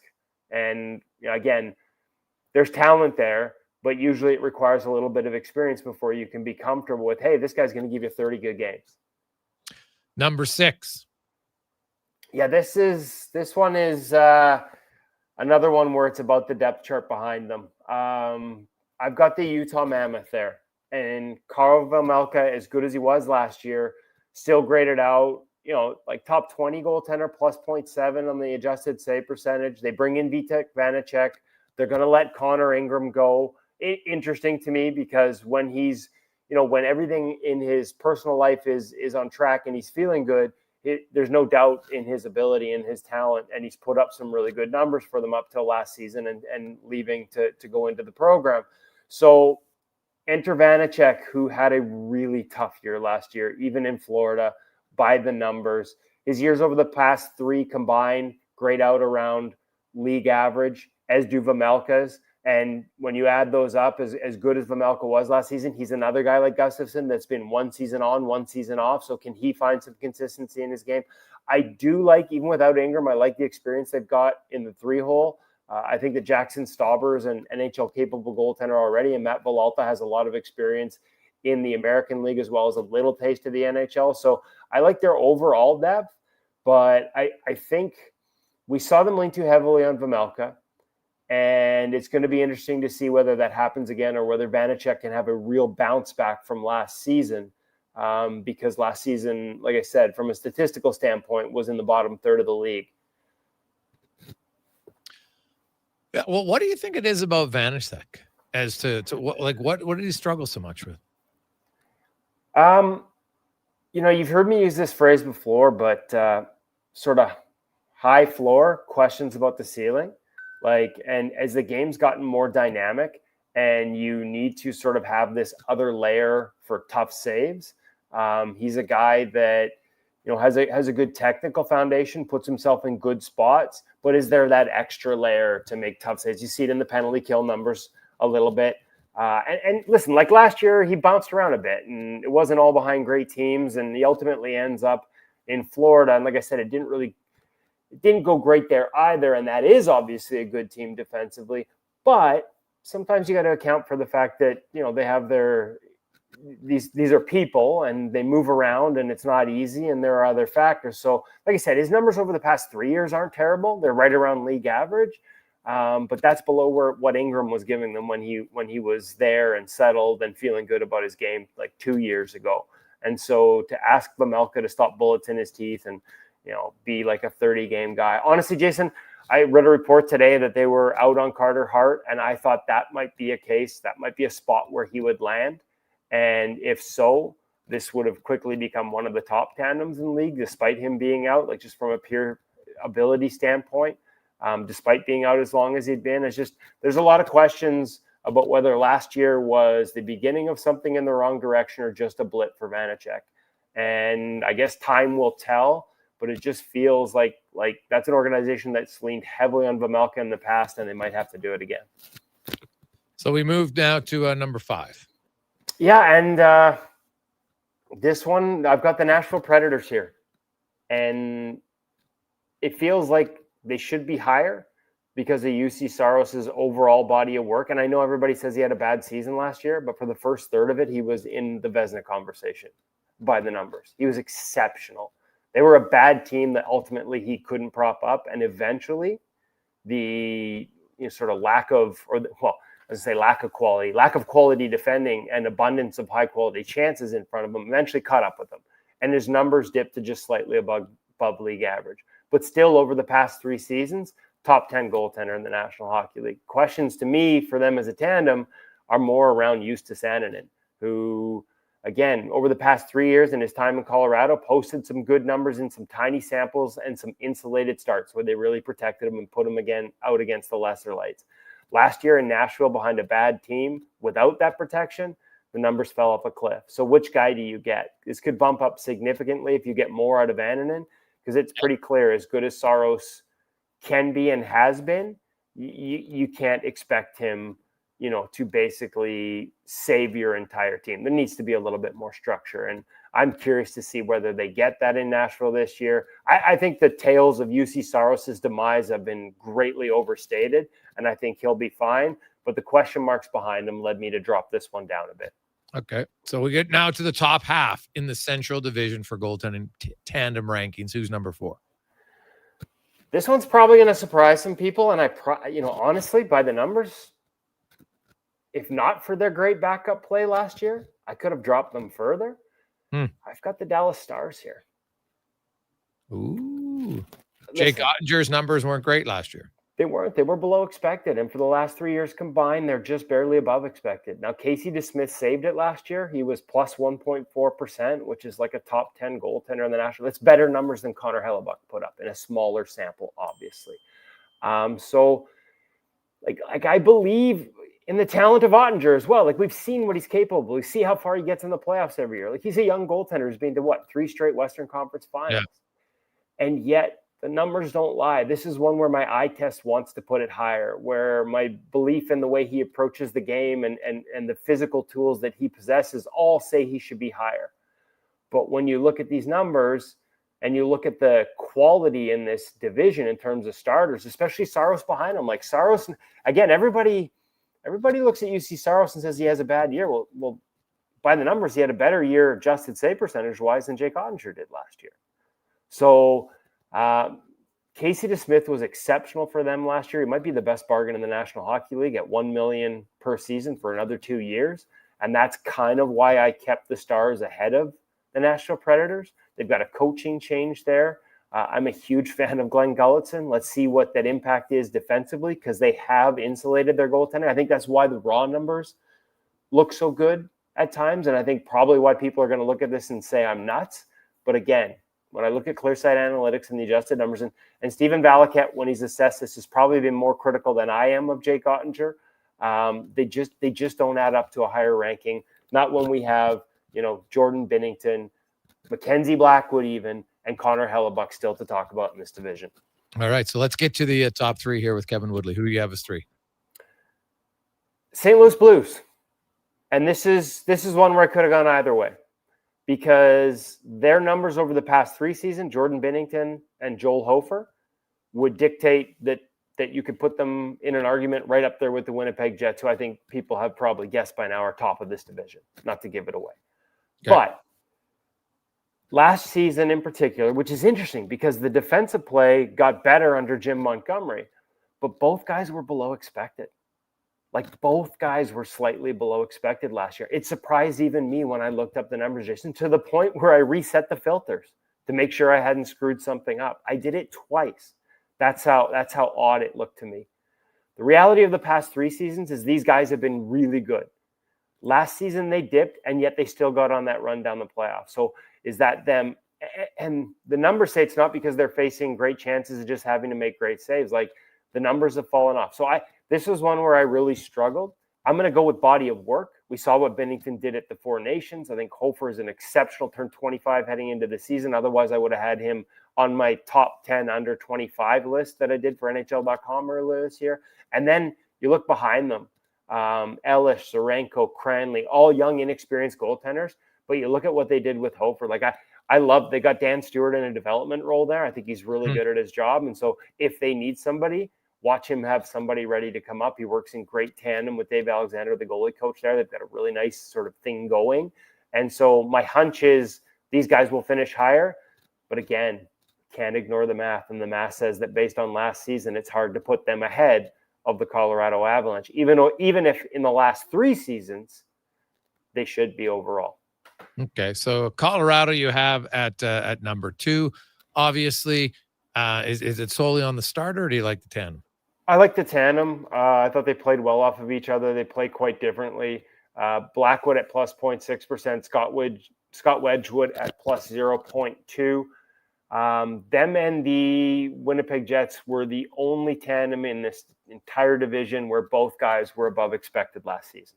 So to me, that consistency, they're not asked to stop bullets in their teeth, but they've got a really, like Wedgwood plays a more athletic, active game. Blackwood, I mean, he can just play hit me back there, but he does it with such, like, he's so big, but he's also got some power and some explosiveness in his game. Their overall numbers over the past 3 seasons on different teams are probably better than people expected, right around league average, which is not bad considering where they were at various stops. So, that it's more about last season to have them ahead compared, especially with St. Louis. If you were to look at the last 3 years combined, I would flip-flop this. But based on last year, based on Blackwood being more comfortable heading in there this year and Wedgwood the same, it's easy for me to have them right now too. And based on the fact that they're the only tandem who are both above league average last season, it's easy to have them in that 2 spot. Okay. And now the Jets, this clearly is only on regular season numbers. Yeah, well, and you know what changes? What changes in the playoffs, Jason? Yeah. The environment, right? Like, listen, like Connor, this is the funny thing. Like, Connor Halley won the Hart last year. He was plus 1.2%. We've talked about this before. There are a handful of guys that were better than that. Now, body of work, his willingness to play as many games, his numbers over the last 3 years combined are actually higher than his numbers last season. This is about consistency, being one of the best goalies. Eric Comrie, over the last 3 years, despite only being back in Winnipeg last year, he's also better over the last 3 than he was last year. So you combine those 2 things. Listen, if the bottom falls out defensively, you'll see these numbers come down because they had 2 of the 3 easiest defensive environments in the entire National Hockey League last year in the regular season. That too fell apart in the playoffs, as much as the focus is just on Hellebuyck. It's hard to argue with the workload, the relationship, the way they work off each other. You talk about having a partnership. Hellebuyck, Comrie, and Wade Flaherty, the goalie coach, everything they do is with a purpose and in tandem there. And that's why I think they get the best out of both guys. Eric's been better there than in other places. And I think that's the support and the way they've set things up and the way they let those guys go about their business. So again, other than Colorado, another tandem where they had the only 2 guys that were above expected last year, and one of the few, unlike Colorado, that was also above expected, both guys, over the past 3 years combined, which might surprise some people given the numbers in Buffalo for Comrie the year before. So this is the only tandem in the division that is above expected last season and over the last 3 seasons combined, both guys. They've got not a lot of NHL experience in the American League. The Chris Driedger experiment, they traded him away last year, and now he's over in the KHL. They didn't replace him with NHL experience, but they've got some nice up-and-coming prospects in Thomas Milic and DiVincentis. So I think they're fine given the fact that they trust. If there were an injury, Hellebuck's a workhorse anyways. If there's an injury to Hellebuyck, you're probably looking for help. Just because as good as Comrie has been there, asking him to take over that workload would be too tough. Kev, great rundown, buddy. We'll be doing the Pacific Division next week. We look forward to it. Thanks, Jason. There you go. That's Kevin Woodley from In Goal Magazine and NHL.com. Quick break. We'll come back. We got 5 questions on the Gregor Show presented by PlayAlberta.ca. Bringing every project to life requires the right team. By joining the Japa Machinery Group service or sales teams, you can be part of setting a new industry standard. Celebrating a legacy of excellence with Japa. Learn more at japamachinery.com. At Fountain Tire, get up to 25% off select tires, up to $125 off a set of 4 select Goodyear tires, and $50 off $150 service until October 18th. Restrictions apply. Book today. Fountain Tire. We're on this road together, Canada. Listen up, because you're not going to want to miss this. Right now is your chance to get in on Play Alberta's biggest offer ever. For a limited time only, new players can get up to a $1,000 casino bonus when they sign up. There's never been a better time to join the fun. Visit playalberta.ca today to get started with casino, sports, and lottery all in one app. Must be 18 plus to play. Remember, if you gamble, use your game sense. The Brick semi-annual sale is on now. For 4 days only, save 60% off sofas when you buy the matching love seat or chair, up to 30% off bedroom and dining furniture, and up to 50% off mattresses. Plus, get up to an additional $400 credit to spend on pillows, linens, or accessories. And when you buy more, you save more. Up to 15% off select major appliances. Some exclusions apply. See in-store for details. The Brick, saving you more. Silent Rides is one of Alberta's premier bus charter companies. With state-of-the-art motor coaches, we provide our customers with the safest and most reliable ground transportation. Our seatbelt-equipped buses have become the preferred carrier for many local sports teams, tours, corporate outings, and other various travel across Western Canada. For more information and to request a quote, call 1-877-748-0991 or visit silentrides.ca. Ah, Hawaii. The warmth of a golden sunset as the waves roll in. The freshness of a waterfall. The lush scent of tropical flowers in the air. You don't need to travel to enjoy all Hawaii has to offer. You just need to order pizza. Bring Hawaii home with the Aloha Trio, available for a limited time at Papa John's. Try our classic Hawaiian, Super Hawaiian, or Hawaiian barbecue chicken for just $19.99 each. Better ingredients, better pizza. Papa John's, proudly locally owned and operated.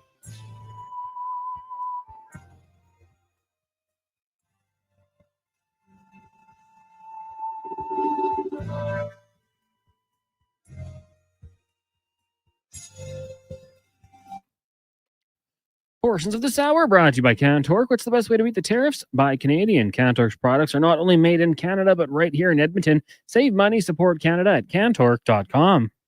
Hat-tricks, touchdowns, and home runs. Get it all with the Jason Gregor Show on Sports 1440. Presented by PlayAlberta.ca, Alberta's only regulated online gambling website.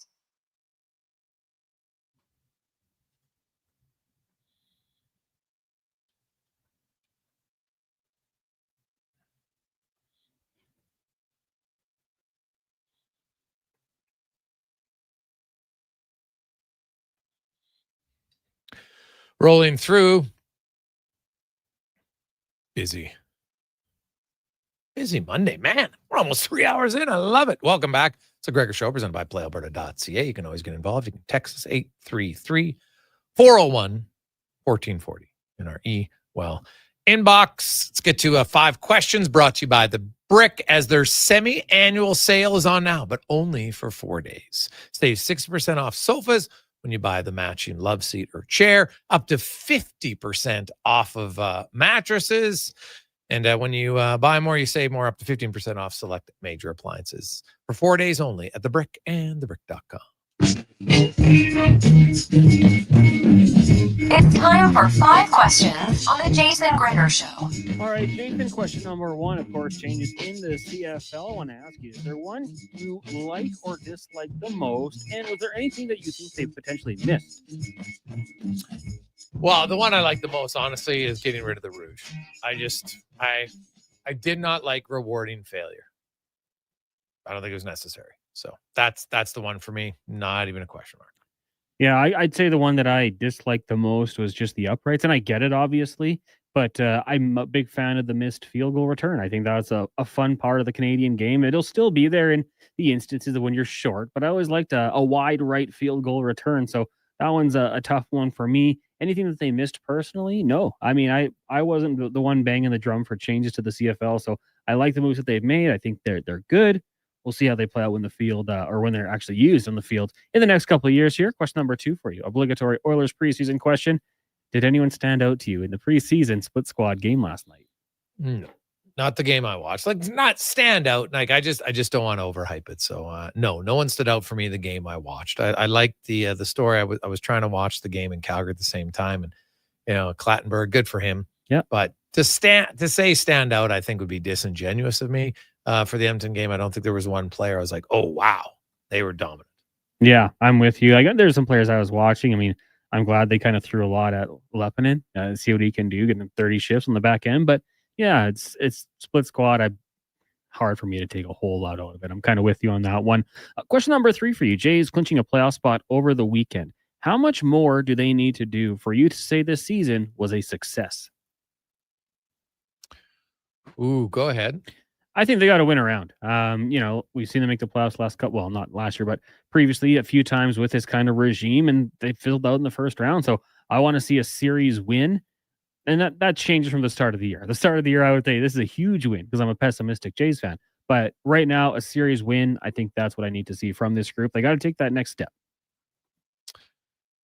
Yeah, no, that's totally valid. It is when you watch like that game to lose in the fashion that they did was just like unreal for me. But when I look at for the Jays, for the season success,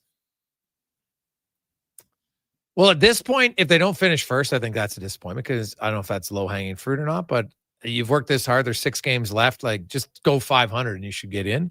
But then once you're in, like, I don't even know who they're playing yet, right? Because you look at if Seattle's rolling, right? Like, there is something to be said about a team that comes in super hot. So I think it's a success to make the playoffs, but ideally you'd want to see them win a round for sure.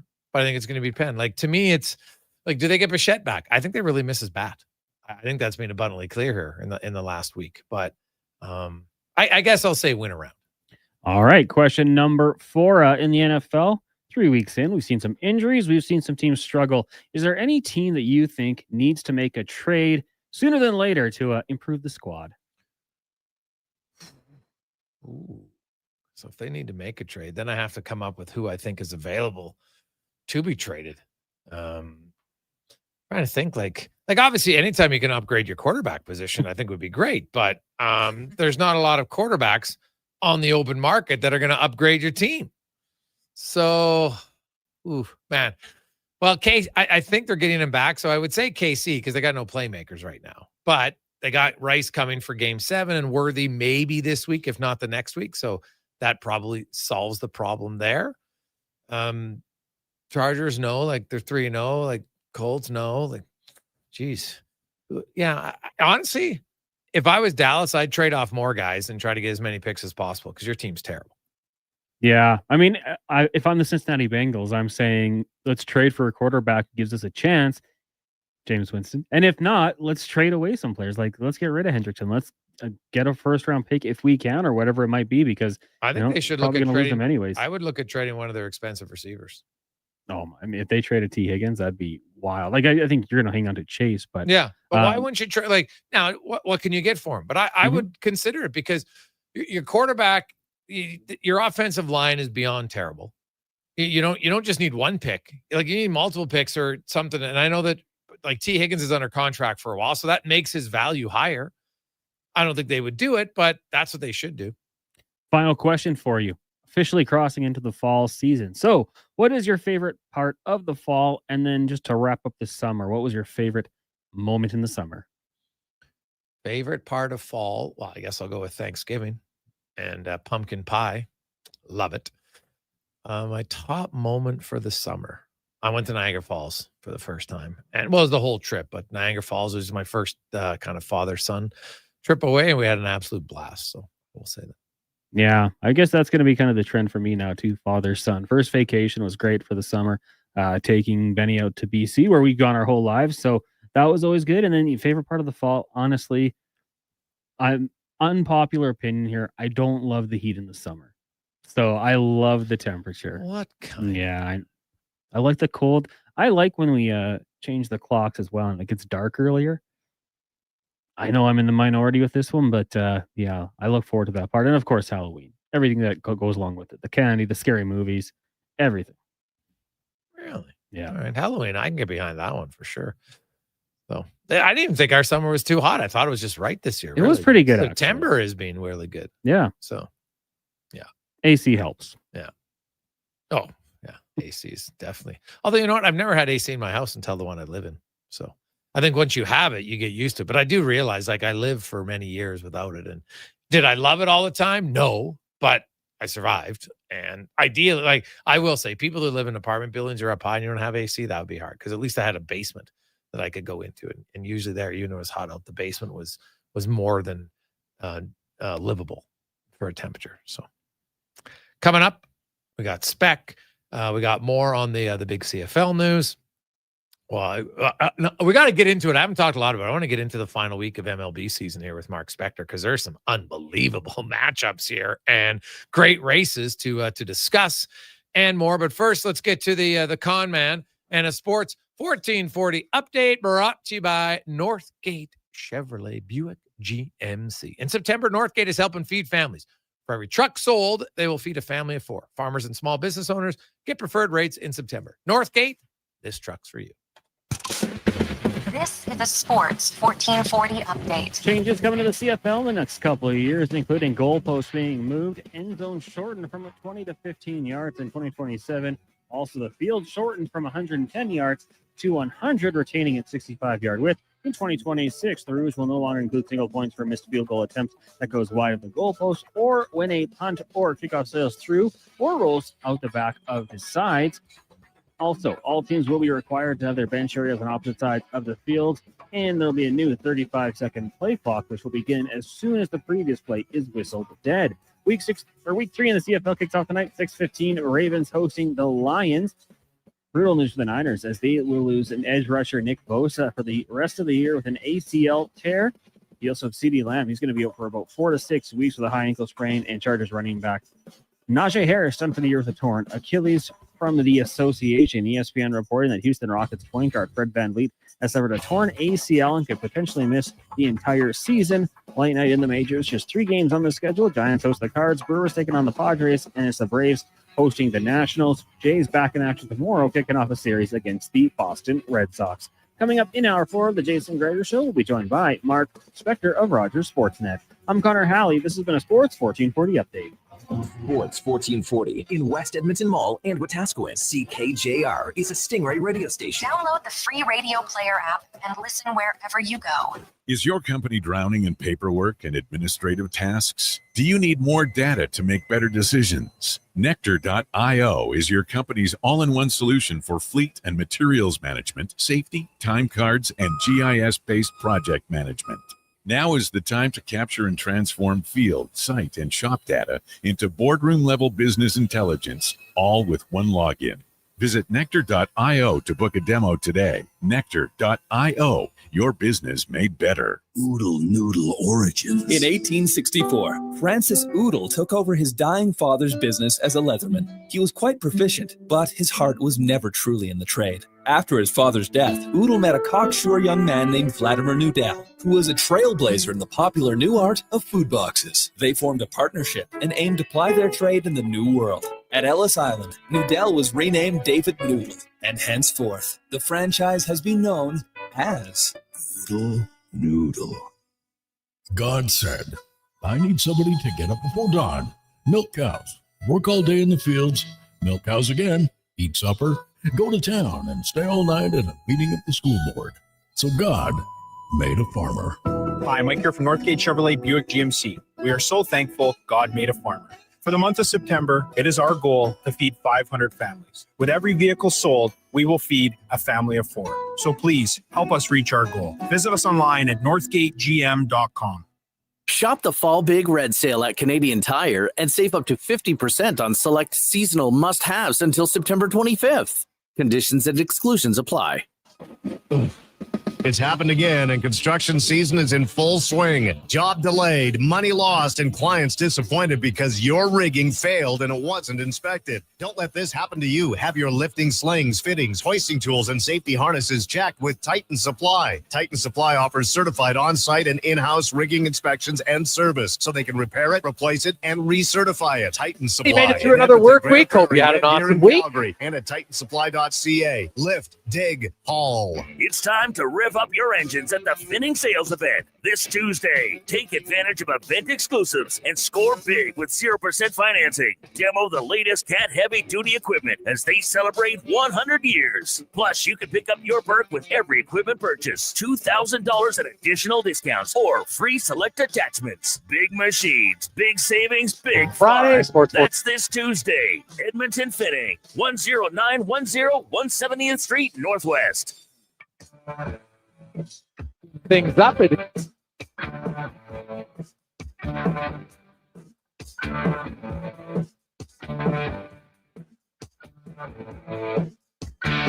Stop this.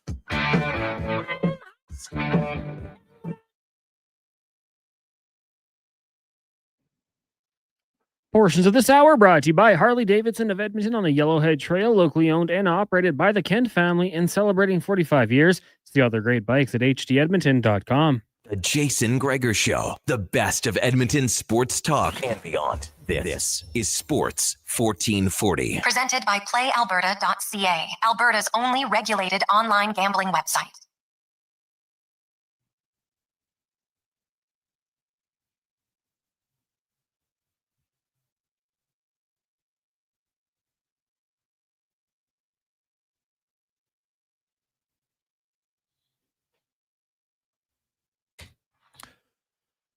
Staff for 5 o'clock. How are you? Jason Gregor.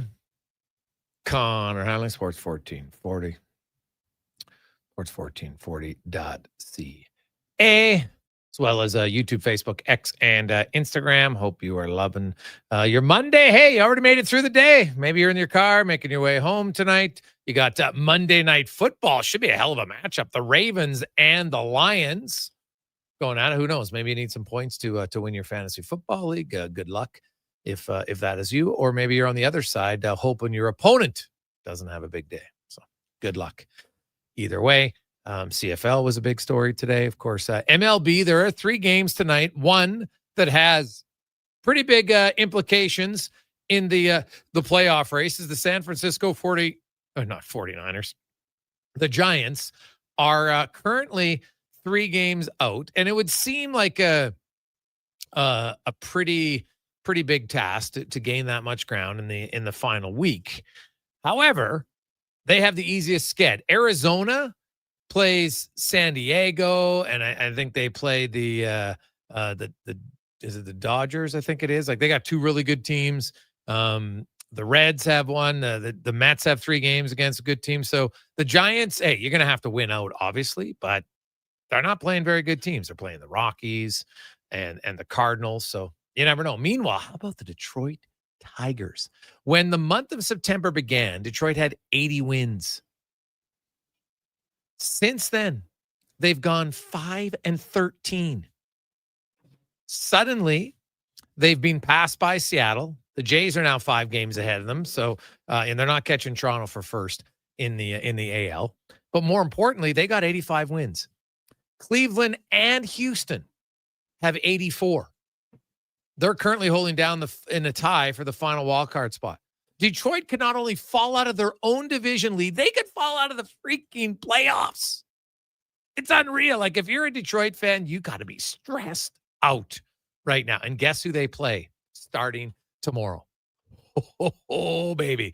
They're at Cleveland, and then they wrap up the week against Boston, who is also tied with them in wins. So they could be battling for the wild card. Like, this is a stressful week for Detroit, but you can say they control their own destiny, but they're playing 2 pretty good teams. So that'll be fascinating to watch. Let's get to the Spec Report, brought to you by GS Construction, your underground infrastructure specialist. And they are hiring. If you're looking for an awesome job at a great company, go to Indeed.com and look up GS Construction. As Mark Spector from Rogers Sportsnet joins us. Spec, how you doing, man? Oh, I'm a beaten man, Jay. I was up on the roof at 8:30 this morning. I've been shingling all day. A couple hours left to do. Oh, geez. Doing that at your cabin or what? Yeah. I got to shingle a garage out here. So why would you pay someone to do it, Jay, when you can do it yourself? That was my bright idea. Well, So here we go, baby. That's one of those situations where in our household, we have a joke sometimes. I'm like, you know what? This is a test of your character, Spec. And you'll see if you pass or fail. So good luck. You're still upright. You haven't fallen off the roof, or at least I hope you didn't. So that's a good sign. No, I would ask you to can we do this interview for about 2 more hours? Because my buddy's up there roofing right now. Well, I'm taking a break. So if you want to go long form, man, let's do it. All right. Okay, Spec. I would like an in-depth analysis on every player from the preseason games. We'll get to that in a second, but I know you're a huge baseball fan, Spec, and you look at the races, man, in the AL, because the Jays aren't completely home safe. I know they're 2 games up on the Yankees, but they do own the tiebreaker, so you can argue that it's kind of like 3, really, in essence, so that's good for them. But, Boston's got 85 wins. Cleveland's got 84. Houston's got 84. Detroit's got 85. So they're battling for, division lead and also a wild card spot. The final 2 wild card spots in the NL are currently tied. And then you have Arizona 1 game back of the Mets and Cincy. And the Giants, because I only include them because they have such an easy record, easy schedule, but they have sucked lately. So that's why they've fallen out going 3-7. But, it's awesome. Like this, you play 162 games and there's not much separating a lot of these teams to make the playoffs. Yeah. Like I always feel like, like in hockey, just make the playoffs. And we all know there's upsets in the first round, and everyone who makes the playoffs has to play right away. The difference in baseball is if you get one of those top 2 spots, you sit out the first round, right? And you wait for everybody. And in baseball, that means the other guys use their best pitchers and yours are resting up. So for Toronto to hang on and clinch the division is a giant advantage. If they hang on and win the AL, like they've been in the top best team in the AL for a long time. So it would be, they've built an advantage. Like that's a real advantage, man. Watching all the other guys play that. Isn't the first round's the best of 3? I think the second round's the best of 5, right? So that's huge. They got to stay ahead of the Yankees, but playoff ball, like the other side of me says, just get in and see what happens, because once you start playing playoff baseball, I don't think home field advantage doesn't mean a thing, and it's hard to bet. I wouldn't bet it. You never know what the heck's going to happen. So, we're cheering for the Jays, cheering for the Cubs a little bit. Come on, let's go here. I don't like what I see in Detroit, but the Jays will hang on. They've been playing good ball. Oh, no, the Jays are fine. Detroit's the problem, right? Like Detroit could have one of the most epic collapses in a month. Like they're 5-13 this month. And in their last 10 games, they're 1-9. Cleveland's 9-1. They've gained 8 games in 10. You know how hard that is? That's hard. That's odd. That is craziness. And you know what? Hey, I'm rooting for Cleveland, of course, because you got the local boy, Dombrowski, who's just been absolutely killing it out of the bullpen. So that, for if anybody who's just looking for a fun storyline to follow, just look at the Guardians, because they've been crushing it lately. Spec, the big news, of course, today, CFL. What'd you make of the rule changes that will be coming up kind of in 2 parts? Next season, we get rid of the Rouge and the benches. And then the following year is when they move the end zones and the goalposts and the length of the field. I mean, there's a lot of things to chew on here. The benches, who cares? I don't care where they put their benches. The Rouge, I think everyone likes that. I think it's Bush League when you can sit from the 20-yard line and kick a ball through the end zone in a tie game. It doesn't even matter if you make the field goal, you're going to win for sure, right? Yeah. Nobody likes that. Yeah. Now, to me, the epic change here is when the goalposts go from being in play to out of play. Like that's where the whole Rouge has come from, right? I'm not breaking ground here, but people should realize the reason we've always farted around with a Rouge and what do we do with missed field goals and this. When you miss the field goal in the NFL, it doesn't matter. The ball's dead. Nobody cares what happens to the ball. In the CFL, when you miss a field goal into a 25-yard end zone, you got to do something, right? We used to, at the game, guys would punt it out. That was an intrinsically Canadian punting war at the end of a tie game. So that's going to be a big change, Jay. Having the goalpost go to the back of the end zone, to me, that's a fundamental change that made the CFL different than the NFL. That's a big one. Now we're going to a 100-yard field too. I'm not sure why we're doing that. What's the reasoning there, do you think? Well, because you're moving the uprights to the back of the end zone. And by the way, did you know that the NFL used to have their uprights in their field until 100 years ago? 1974, and that's when they moved them back. 50 years ago. Yeah. Sorry. So, but the point was they did it, and they did it for a variety of reasons. I like that the CFL is doing this. Like the fact that you limit what your offense can do in the scoring zone makes no sense, right? You always have to throw to the outside in the end zone because you're not going to throw it through the uprights. So you move it to the back of the end zone, and now your end zones are 15 yards. So now a field goal from 30 yards, because it used to be a 37-yard field goal attempt, now it's a 52-yard field goal attempt. So you have to move the ball closer to make an actual field goal. If you kept it 55 yards, you would probably then, you're probably going to reduce scoring. So this, like, the width of the field's the same. Like, I know some people I love seeing the 55-yard line. I get it that you like seeing it, but honestly, it doesn't really change the game at the end of the day. When you got to go 100 yards, oh, geez, it was a 75-yard drive, and now it's going to be a 65-yard drive. Does it really matter that much? I don't think so. Like, they're going to change the kickoff time because we talked to the commissioner about that, where they're going to kick off from.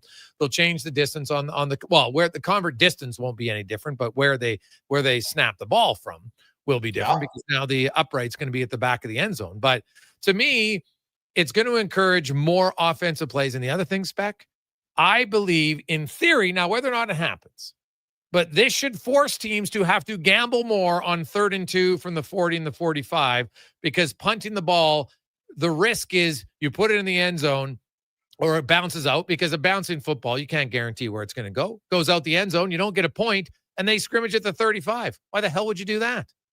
You're better off gambling.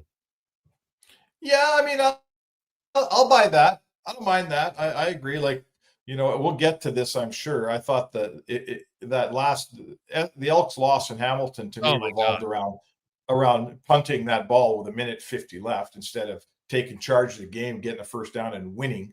But that's another story. I guess you can't stay the same forever. I know the CFL has got a giant challenge with young people. I've got sons, and one of them likes the CFL. The other one loves the NFL and couldn't name a player. And he's a sports fan, and that's a problem. So I get it. I'm a little concerned about NFL creep going on here. Like, okay, they make a bunch of rule changes. If you notice, almost everyone makes you look more like the NFL. So let's play 2 or 3 years. Are we going to make a bunch more rule changes? When are we playing 4-down football? Like, that's we've lost the 55-yard line. I don't want AAA football here from the NFL. That's not what I want. The CFL needs to have some uniqueness to it. And they just lost a bunch of that today. We can reason it out. We can say, okay, they did it for this reason, they did it for that reason.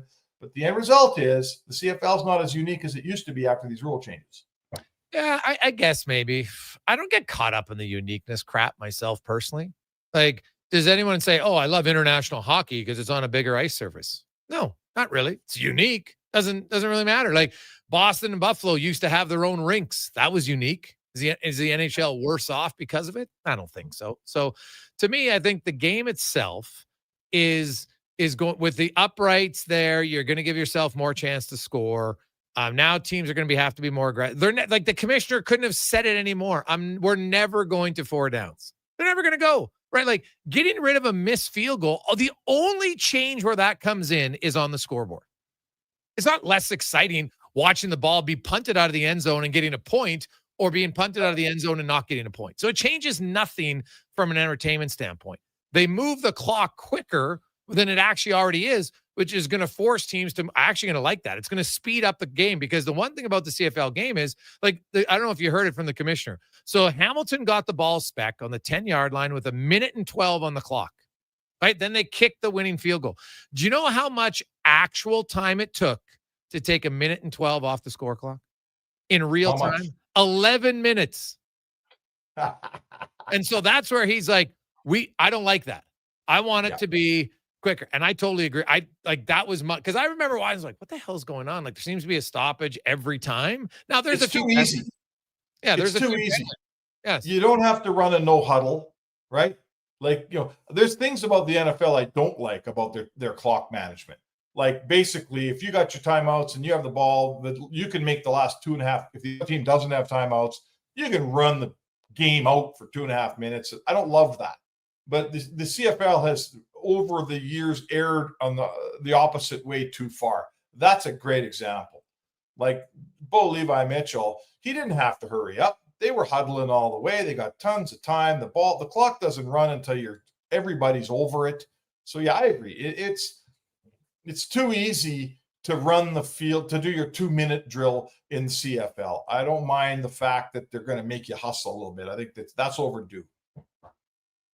Yeah, so I don't mind it. We'll see. I know people are, and I love the CFL, but making small changes to make the game better, I think will be good. I think this in the long run is going to make the game better. We'll see. That's just what I think today. We won't know for a few years because obviously only some of the rules come in next year, and then the following year is when they'll come in. But I think overall it'll be better for the league, and I think we'll see more touchdowns, which is obviously what you want to see. Now, the game itself for the Elks spec, we can talk about the punt on. I don't know if I don't mind punting.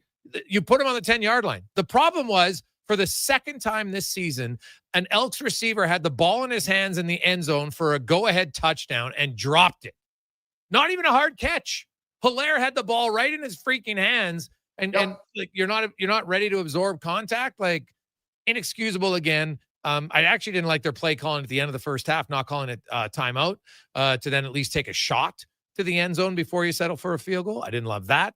The thing about that play on the punt was, I didn't like the fact that they ran again on first down. Now, they did get 4 yards. Okay, it's not great. But on second down, your receiver ran a 4-yard route. What the hell are you doing? It's a 6-yard game. Run for 6 yards in your pattern, please.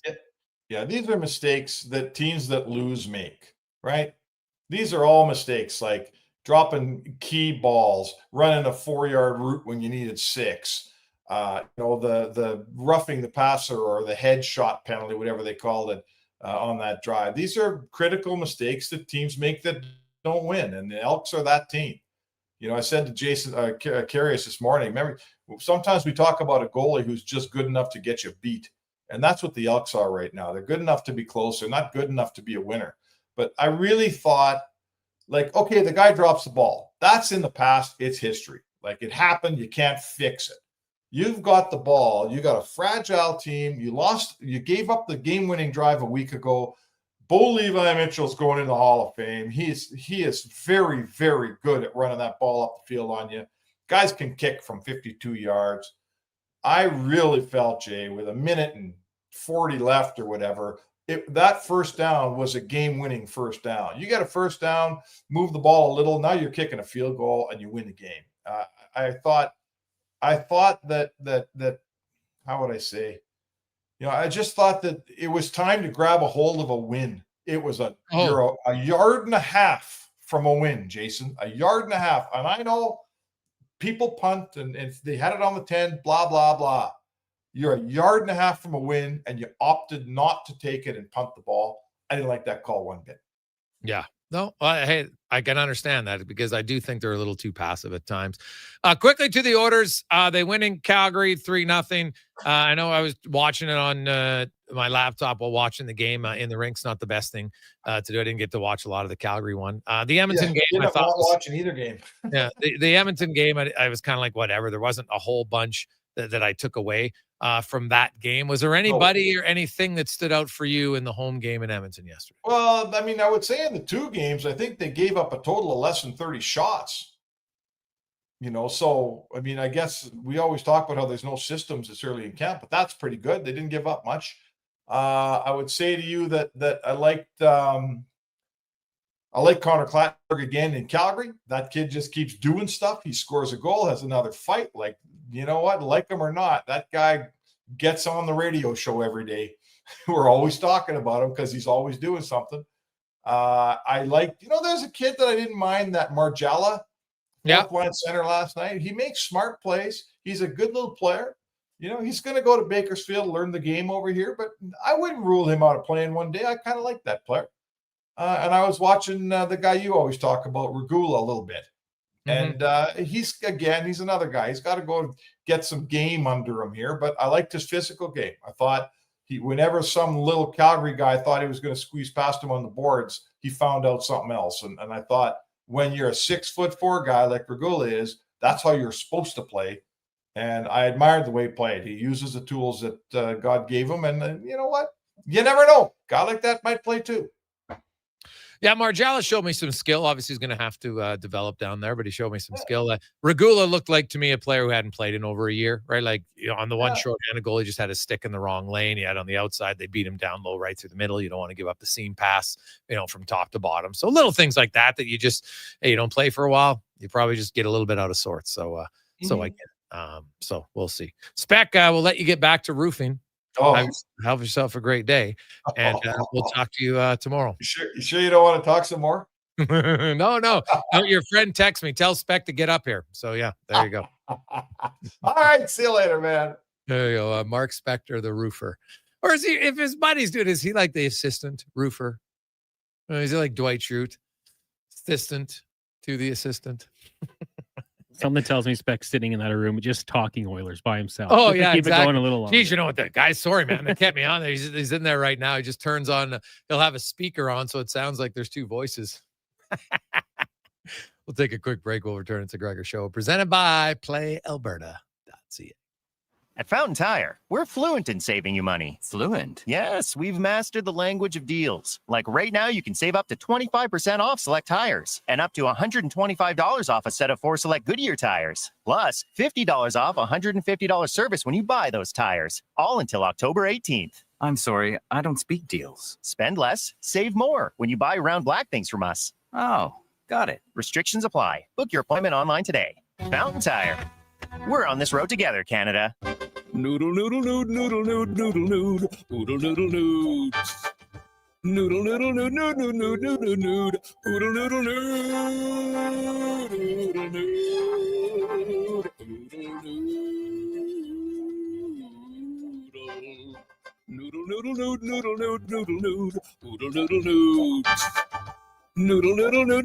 noodle, noodle. Troll down to Oodle Doodle tonight because dine-in is open. The Bricks semi-annual sale is on now. For 4 days only, save 60% off sofas when you buy the matching love seater chair, up to 30% off bedroom and dining furniture, and up to 50% off mattresses. Plus, get up to an additional $400 credit to spend on pillows, linens, or accessories. And when you buy more, you save more, up to 15% off select major appliances. Some exclusions apply. See in-store for details. The Bricks, saving you more. Are you looking for safe and professional travel options? Look no further than Silent Rides, one of Alberta's premier bus charter companies. Whether your group is big or small, Silent Rides has you covered. We offer state-of-the-art motor coaches, first-class service, and affordable rates. Get your quote today. For more information, call 1-877-748-0991 or visit silentrides.ca. September, back to class and back to carting the kids around. Good news. Until the end of the month at Wolf GMC Buick, get GMC employee pricing on all remaining 2025 GMC Sierras, so you'll have loads of room. Plus, get 0% financing on Sierra light-duty crew cabs. If you're eyeing up an SUV, we have the completely redesigned GMC Terrain and our entire Buick family with incredible prices. And Costco members up to $1,200 additional off the price. Come see us, corner of 184th Street and Stony Plain Road. Wolf GMC Buick. We're making it easy. Farm, ranch, acreage, or lake lot. They're here to help at Batshaw Concrete Products. Family owned and operated for 60 years. They continue to provide the best products and service, period. Call now for your free quote on the highest quality ready mix and gravel, a new septic tank, or an outhouse pad and tank, plus precast cattle water pads, garage sumps, and more. Call 780-372-3854 for prompt delivery. Batshaw Concrete Products, 780-372-3854. BashawConcrete.com.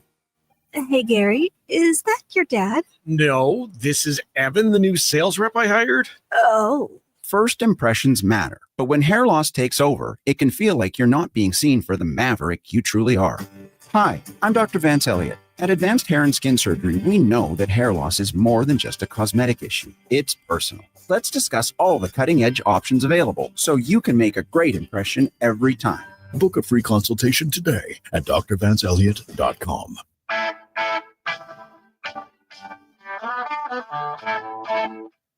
Portions of this hour brought to you by Northwest Crane, available for all your lifting and equipment needs, specializing in selling and servicing cranes. Get lifting at northwestcrane.com. The Jason Gregor Show, the best of Edmonton sports talk and beyond. This is Sports 1440. Presented by PlayAlberta.ca, Alberta's only regulated online gambling website.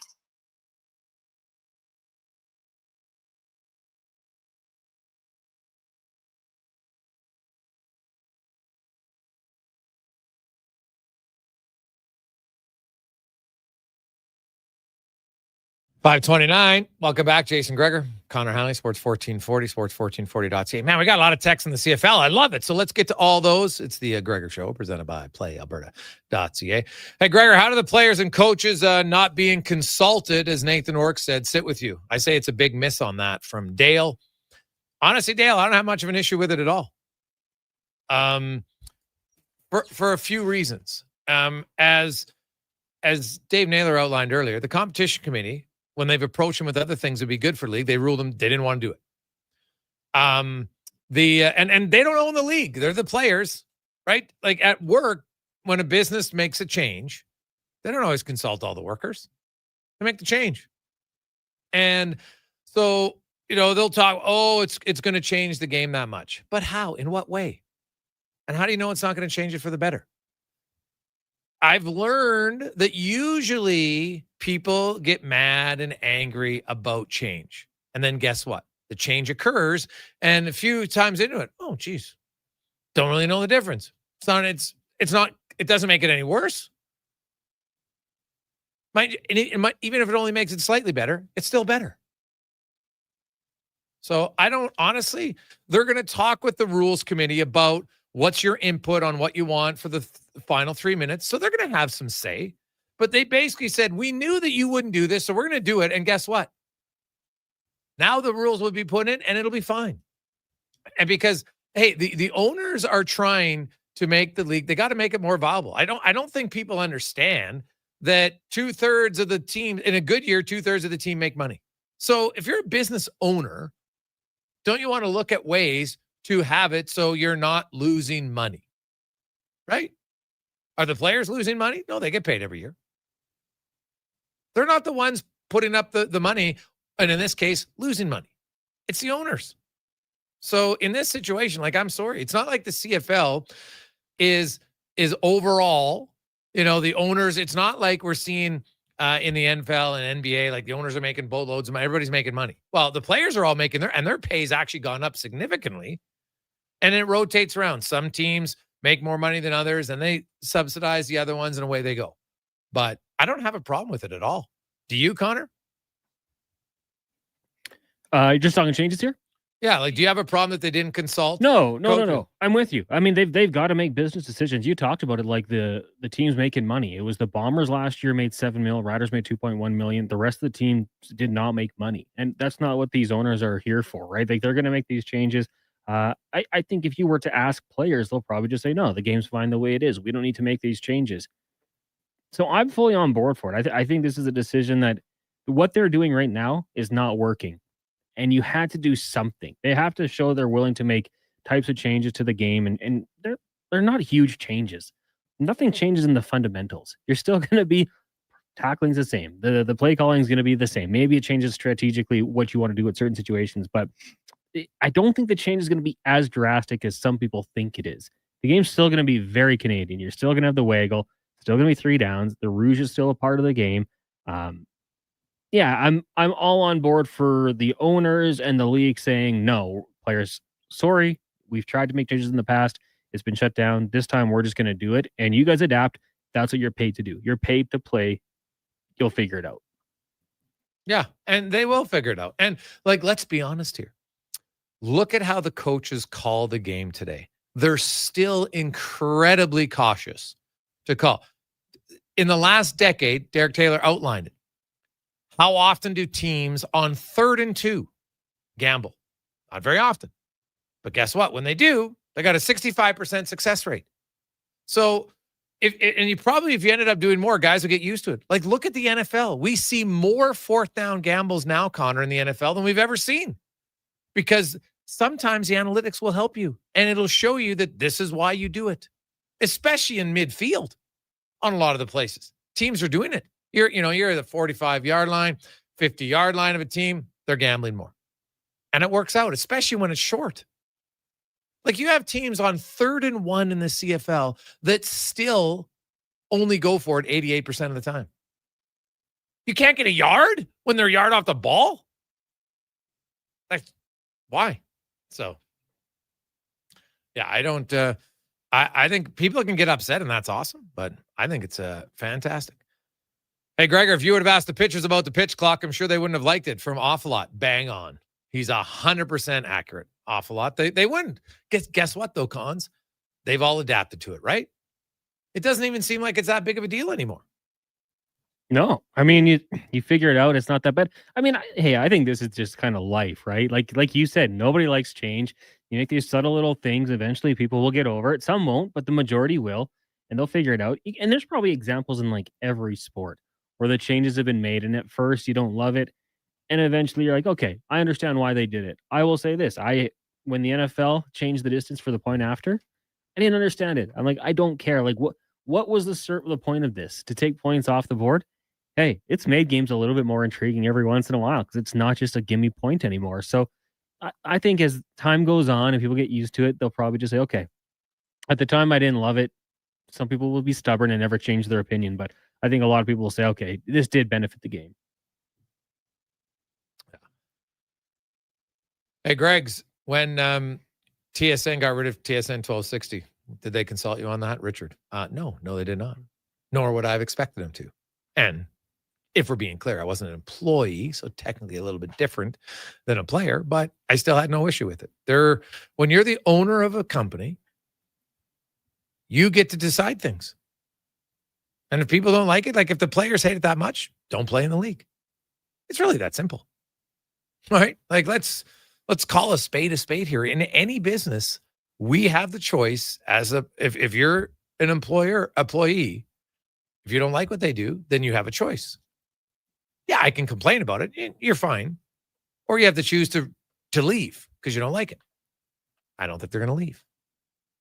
They will see the changes and be like, oh, this really isn't that bad. If you're a quarterback, he's going to go when they change that rule and he gets to the first time he's in the 20-yard line, he looks up, he's like, oh my God, the uprights, they're not in my way anymore. You think by then he's going to be like, oh, this fundamentally changes the game. I preferred to have to throw around the upright. There is no quarterback who is going to tell you sanely that that's what they were thinking. No chances at all. Hey, guys, I love the changes. The stubborn CFL traditionalists are going to end up killing this league and giving its ultimate slow death. Adopt and embrace the NFL. It's a juggernaut way of doing things or face extinction. Kev. Well, I don't think they have to embrace the NFL, Kevin. That's not it at all. I don't believe this has anything to do with the NFL. This is about the CFL league, right? The NFL doesn't.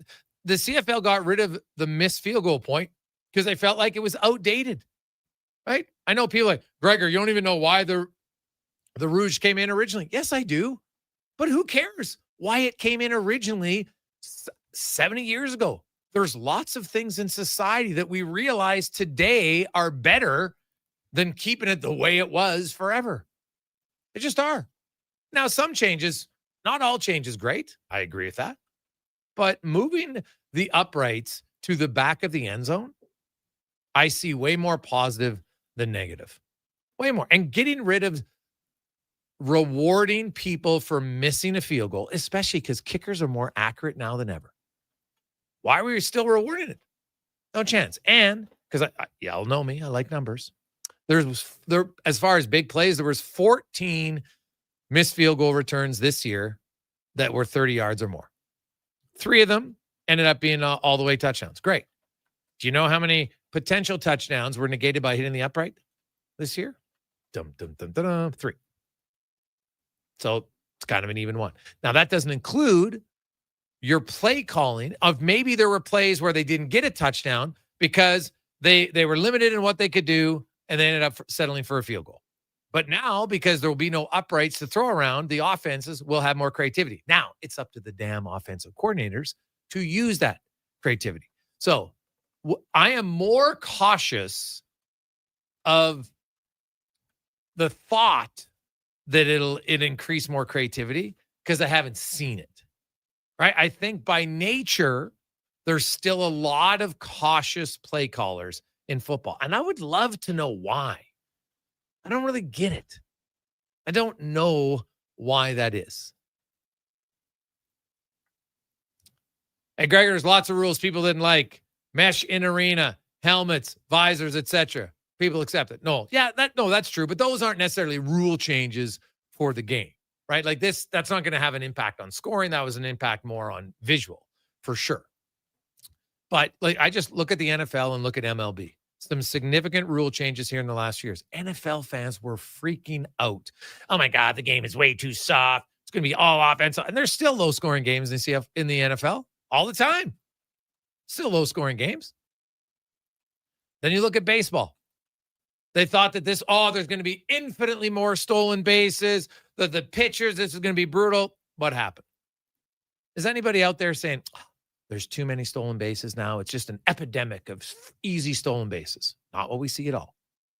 The games move along quicker. Are you still riveted? Are you still excited? Yeah, now you have to face 3 pitchers. You can't change an inning, right?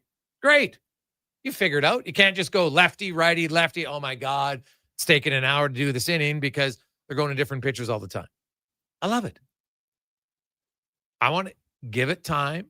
I think a lot of the people complaining today, we're going to go back in 3 years and all the things that they were complaining about will be proven to have been probably more angst than reality. That's what I see. If I were to play like devil's advocate here, do you think the rules today makes a on the fence CFL fan want to watch more games? The average CFL fan, what I think like a casual. Yeah, I think maybe. But casual, you know what? If it's short, I think people, if the game is going to be cut in actual like allotment of time, so the kickoff is 11 o'clock a.m. Well, that on a Saturday or 1 p.m. Edmonton time on a Saturday, and now the game is going to be over at 3:30 instead of 3:55. Yes, people will like it more. It's been proven in the NHL. It's been proven in MLB.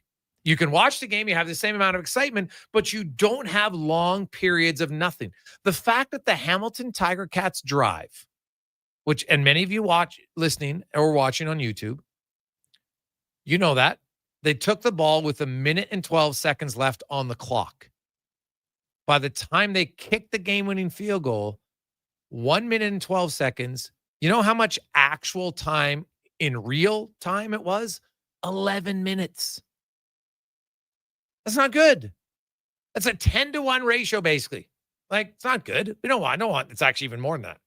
So, no, thank you. I'd prefer that, hey, you still got to make the play calls, but you got to do it quicker, right? Limiting timeouts in the NBA, so your players on the floor have to make split-second decisions. Sign me up. I'd be all over it. So, I have no problem with this. So I think, Cons, if it leads to quicker games being played in a lot of times, yes, that will have more fans. Because it's worked in every other sport. Yeah, and the reason I bring it up is like when I hear people talk about why they don't like the CFL, I've never got it's too long. Like it's usually, and I'll prefer the NFL. I like the 4 downs. The Rouge is stupid. Well, they corrected that. Yeah, I mean, it's tweaks, it's modifications. I just don't know if I'm sold, that a lot of fans, because of the changes, are going to be rushing to go watch CFL games now. Hope I'm wrong, but I'm not sure if that's the way it's going to work with these changes. Yeah. All right. Take a quick break. We'll come back. Lots more text, emails to get to 833-401-1440, 833-401-1440. It's the Jason Gregor Show, presented by our title sponsor, Play. Alberta.ca. Get in the game. Use the promo code Gregor50. Make a $50 deposit, and they'll match it. So it's 2 for 1 at PlayAlberta.ca. When you have lifting and material handling needs, Northwest Crane delivers. Western Canada's Sandy dealer, backed by the industry's toughest one. 3 years, 3,000 hours, no compromises. They service all crane makes and models with skilled technicians and deep industry expertise. Alberta owned with locations in Leduc and Grand Prairie and fully equipped service trucks. Northwest Crane keeps your operation lifting. For more information on sales or service, visit northwestcrane.com or call today. Yeah, can I get yes. A common reaction from a veggie lover. Always scanning, searching, longing. But wait, what is this we see? The new McVeggie. Now at McDonald's. If you've got a smart speaker, get it to play Sports 1440.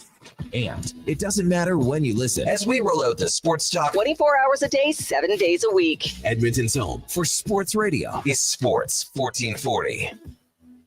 Some people wake up and get dressed for work in a suit and tie or a nice dress. At GS Construction, we're less fashion forward and more putting our best foot forward. We wear hard hats and steel toe boots, and most importantly, we wear 50 years of experience with pride. It's not glamorous, it's definitely not easy, but it matters. We do it well. So if you'd like to be part of something where your work matters, GS Construction is hiring. Just remember, when you come for an interview, ditch the tie. See more at gsconstruction.ca. It takes grit. It takes heart. It's the legendary Canadian Finals Rodeo, powered by ATV. From October 1st to 4th in Edmonton, the nation's best go head-to-head in a battle of pure willpower.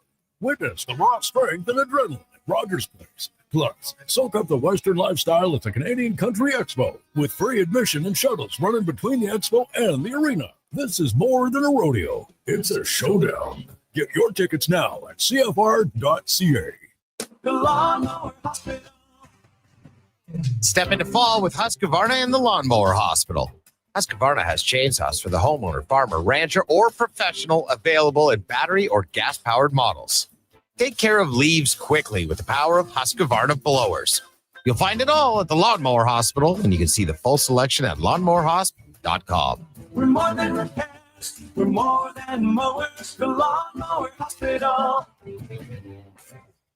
Listen up, because we're about to tell you what nobody else will. There's a serious problem in auto service. The price you expect is almost never the price you pay. Big Toy Shop tells it like it is. No BS, no false inflated bill. It's just the honest service you need, done quickly and done well at a price that doesn't make you feel like a chump. Take your ride to Big Toy Shop, 8315 Argyle Road. Call 780-298-2797.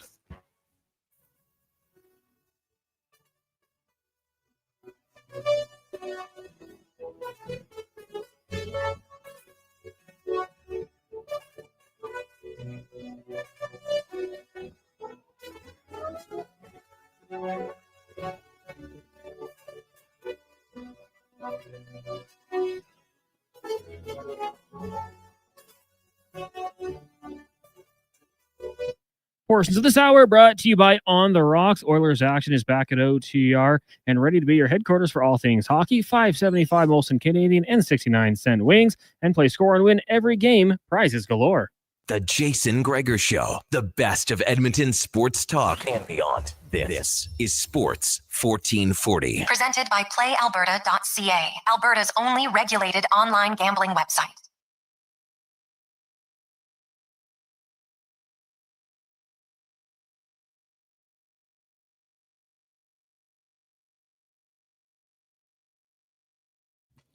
$547. Sports 1440, sports1440.ca. A lot of good text coming in. Hey, Gregor, so my understanding is with your interview with the commissioner that they've said they're going to have the 35-second clock, but they don't know what they're going to do in the final 3 minutes. Does that seem like it's unprepared a bit from your thoughts? Fair question, Mike. I would say this. I think they put it in, and so now they're going to meet with the rules committee. So I know that Nathan Rourke came out and he's all upset. Well, the players didn't get asked, right? And so basically, I think the commissioner's like, here's the guideline of what we're going to do. Now, you can have input around it. So does that mean we're going to add another timeout? So that means teams can save their timeouts if you want for the final 3 minutes, whether you're winning or losing, to use your timeouts. Valid. Right? Maybe they'll say, hey, maybe we'll give you 2 extra timeouts. Whatever. For the 3 minutes. Like maybe 1 in the first half, 1 in the second. Or is it a 35-second clock, except in the final portions of the clock, and it's 25 seconds? Because they're worried about teams taking a knee. Okay, fair. I get it. I understand it. Right now in the CFL, if a team does run out of timeouts, you can, with a minute to go, you can run the ball 3 times. 20 seconds, run it down, snap the ball the 3rd time, take a knee, and it's over. So you still can do that right now. Doesn't happen a ton, but it happens every now and then, right? It just doesn't happen for as long because they have a 40-second clock and there's 4 downs, and you see sometimes you get down to the 2-minute warning and then it just ends, which I think is brutal. So I would hope the CFL wouldn't do that, but I think they're very, very well aware of it, and that's something they haven't put in place. So I think this was basically them saying, here's the foundation of things, and now we'll work with the competition committee and the rules committee in the offseason, and then we'll come up with the specifics exactly. I kind of like it. I don't mind it at all. So, hey, Gregor, I can't believe you compared 3 touchdown passes that hit potential touchdown passes that hit a goalpost to missed field goal returns of over 110 yards. Well, again, you'll miss those for sure. But at the end of the day, if your team scores a touchdown and it's a game-winning touchdown of a 3-yard pass or a 100-yard return, if the goal is to win and score a touchdown, are fans still going to be on their feet cheering? I've seen teams win on a field goal of 15 yards. Not overly riveting, but they're pretty excited. So there is going to be a negative of the potential for no missed field goals. Now, on the long ones, they'll still have somebody back there, because if they miss it, you can return it. Miss it by coming up short. And there'll be some that come up short. Now, on any field, now here's the other thing, Cons. On field goals of, 30-yard attempts, so let's say you're down to the 15-yard line and now it's a chip shot, which you would think the guy's going to kick it out of the end zone.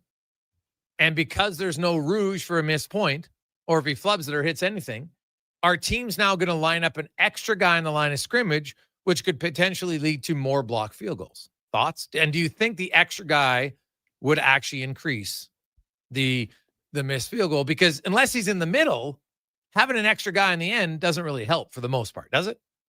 I mean, unless he's jumping that snap count perfectly, right, and getting right around the corner. I mean, we don't see it often. That's why it makes it so exciting when it does happen. I would say the number would go up for blocks.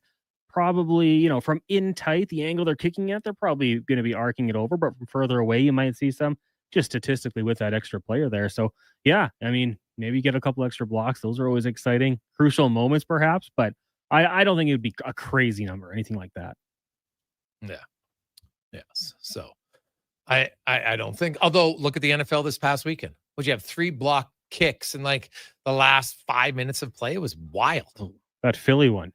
I don't know what the spread was, but that's a game changer right there. Yeah. Hey, guys, resistance to change is human nature. This NFL fan loves to change. Points for failure is always a problem for me, and the shorter end zone will make inside the 20 a true red zone. That one comes from Walter. Hey, guys, 2-line pass in the trapezoid in the NHL. 0 people talk about it anymore. From Morgan.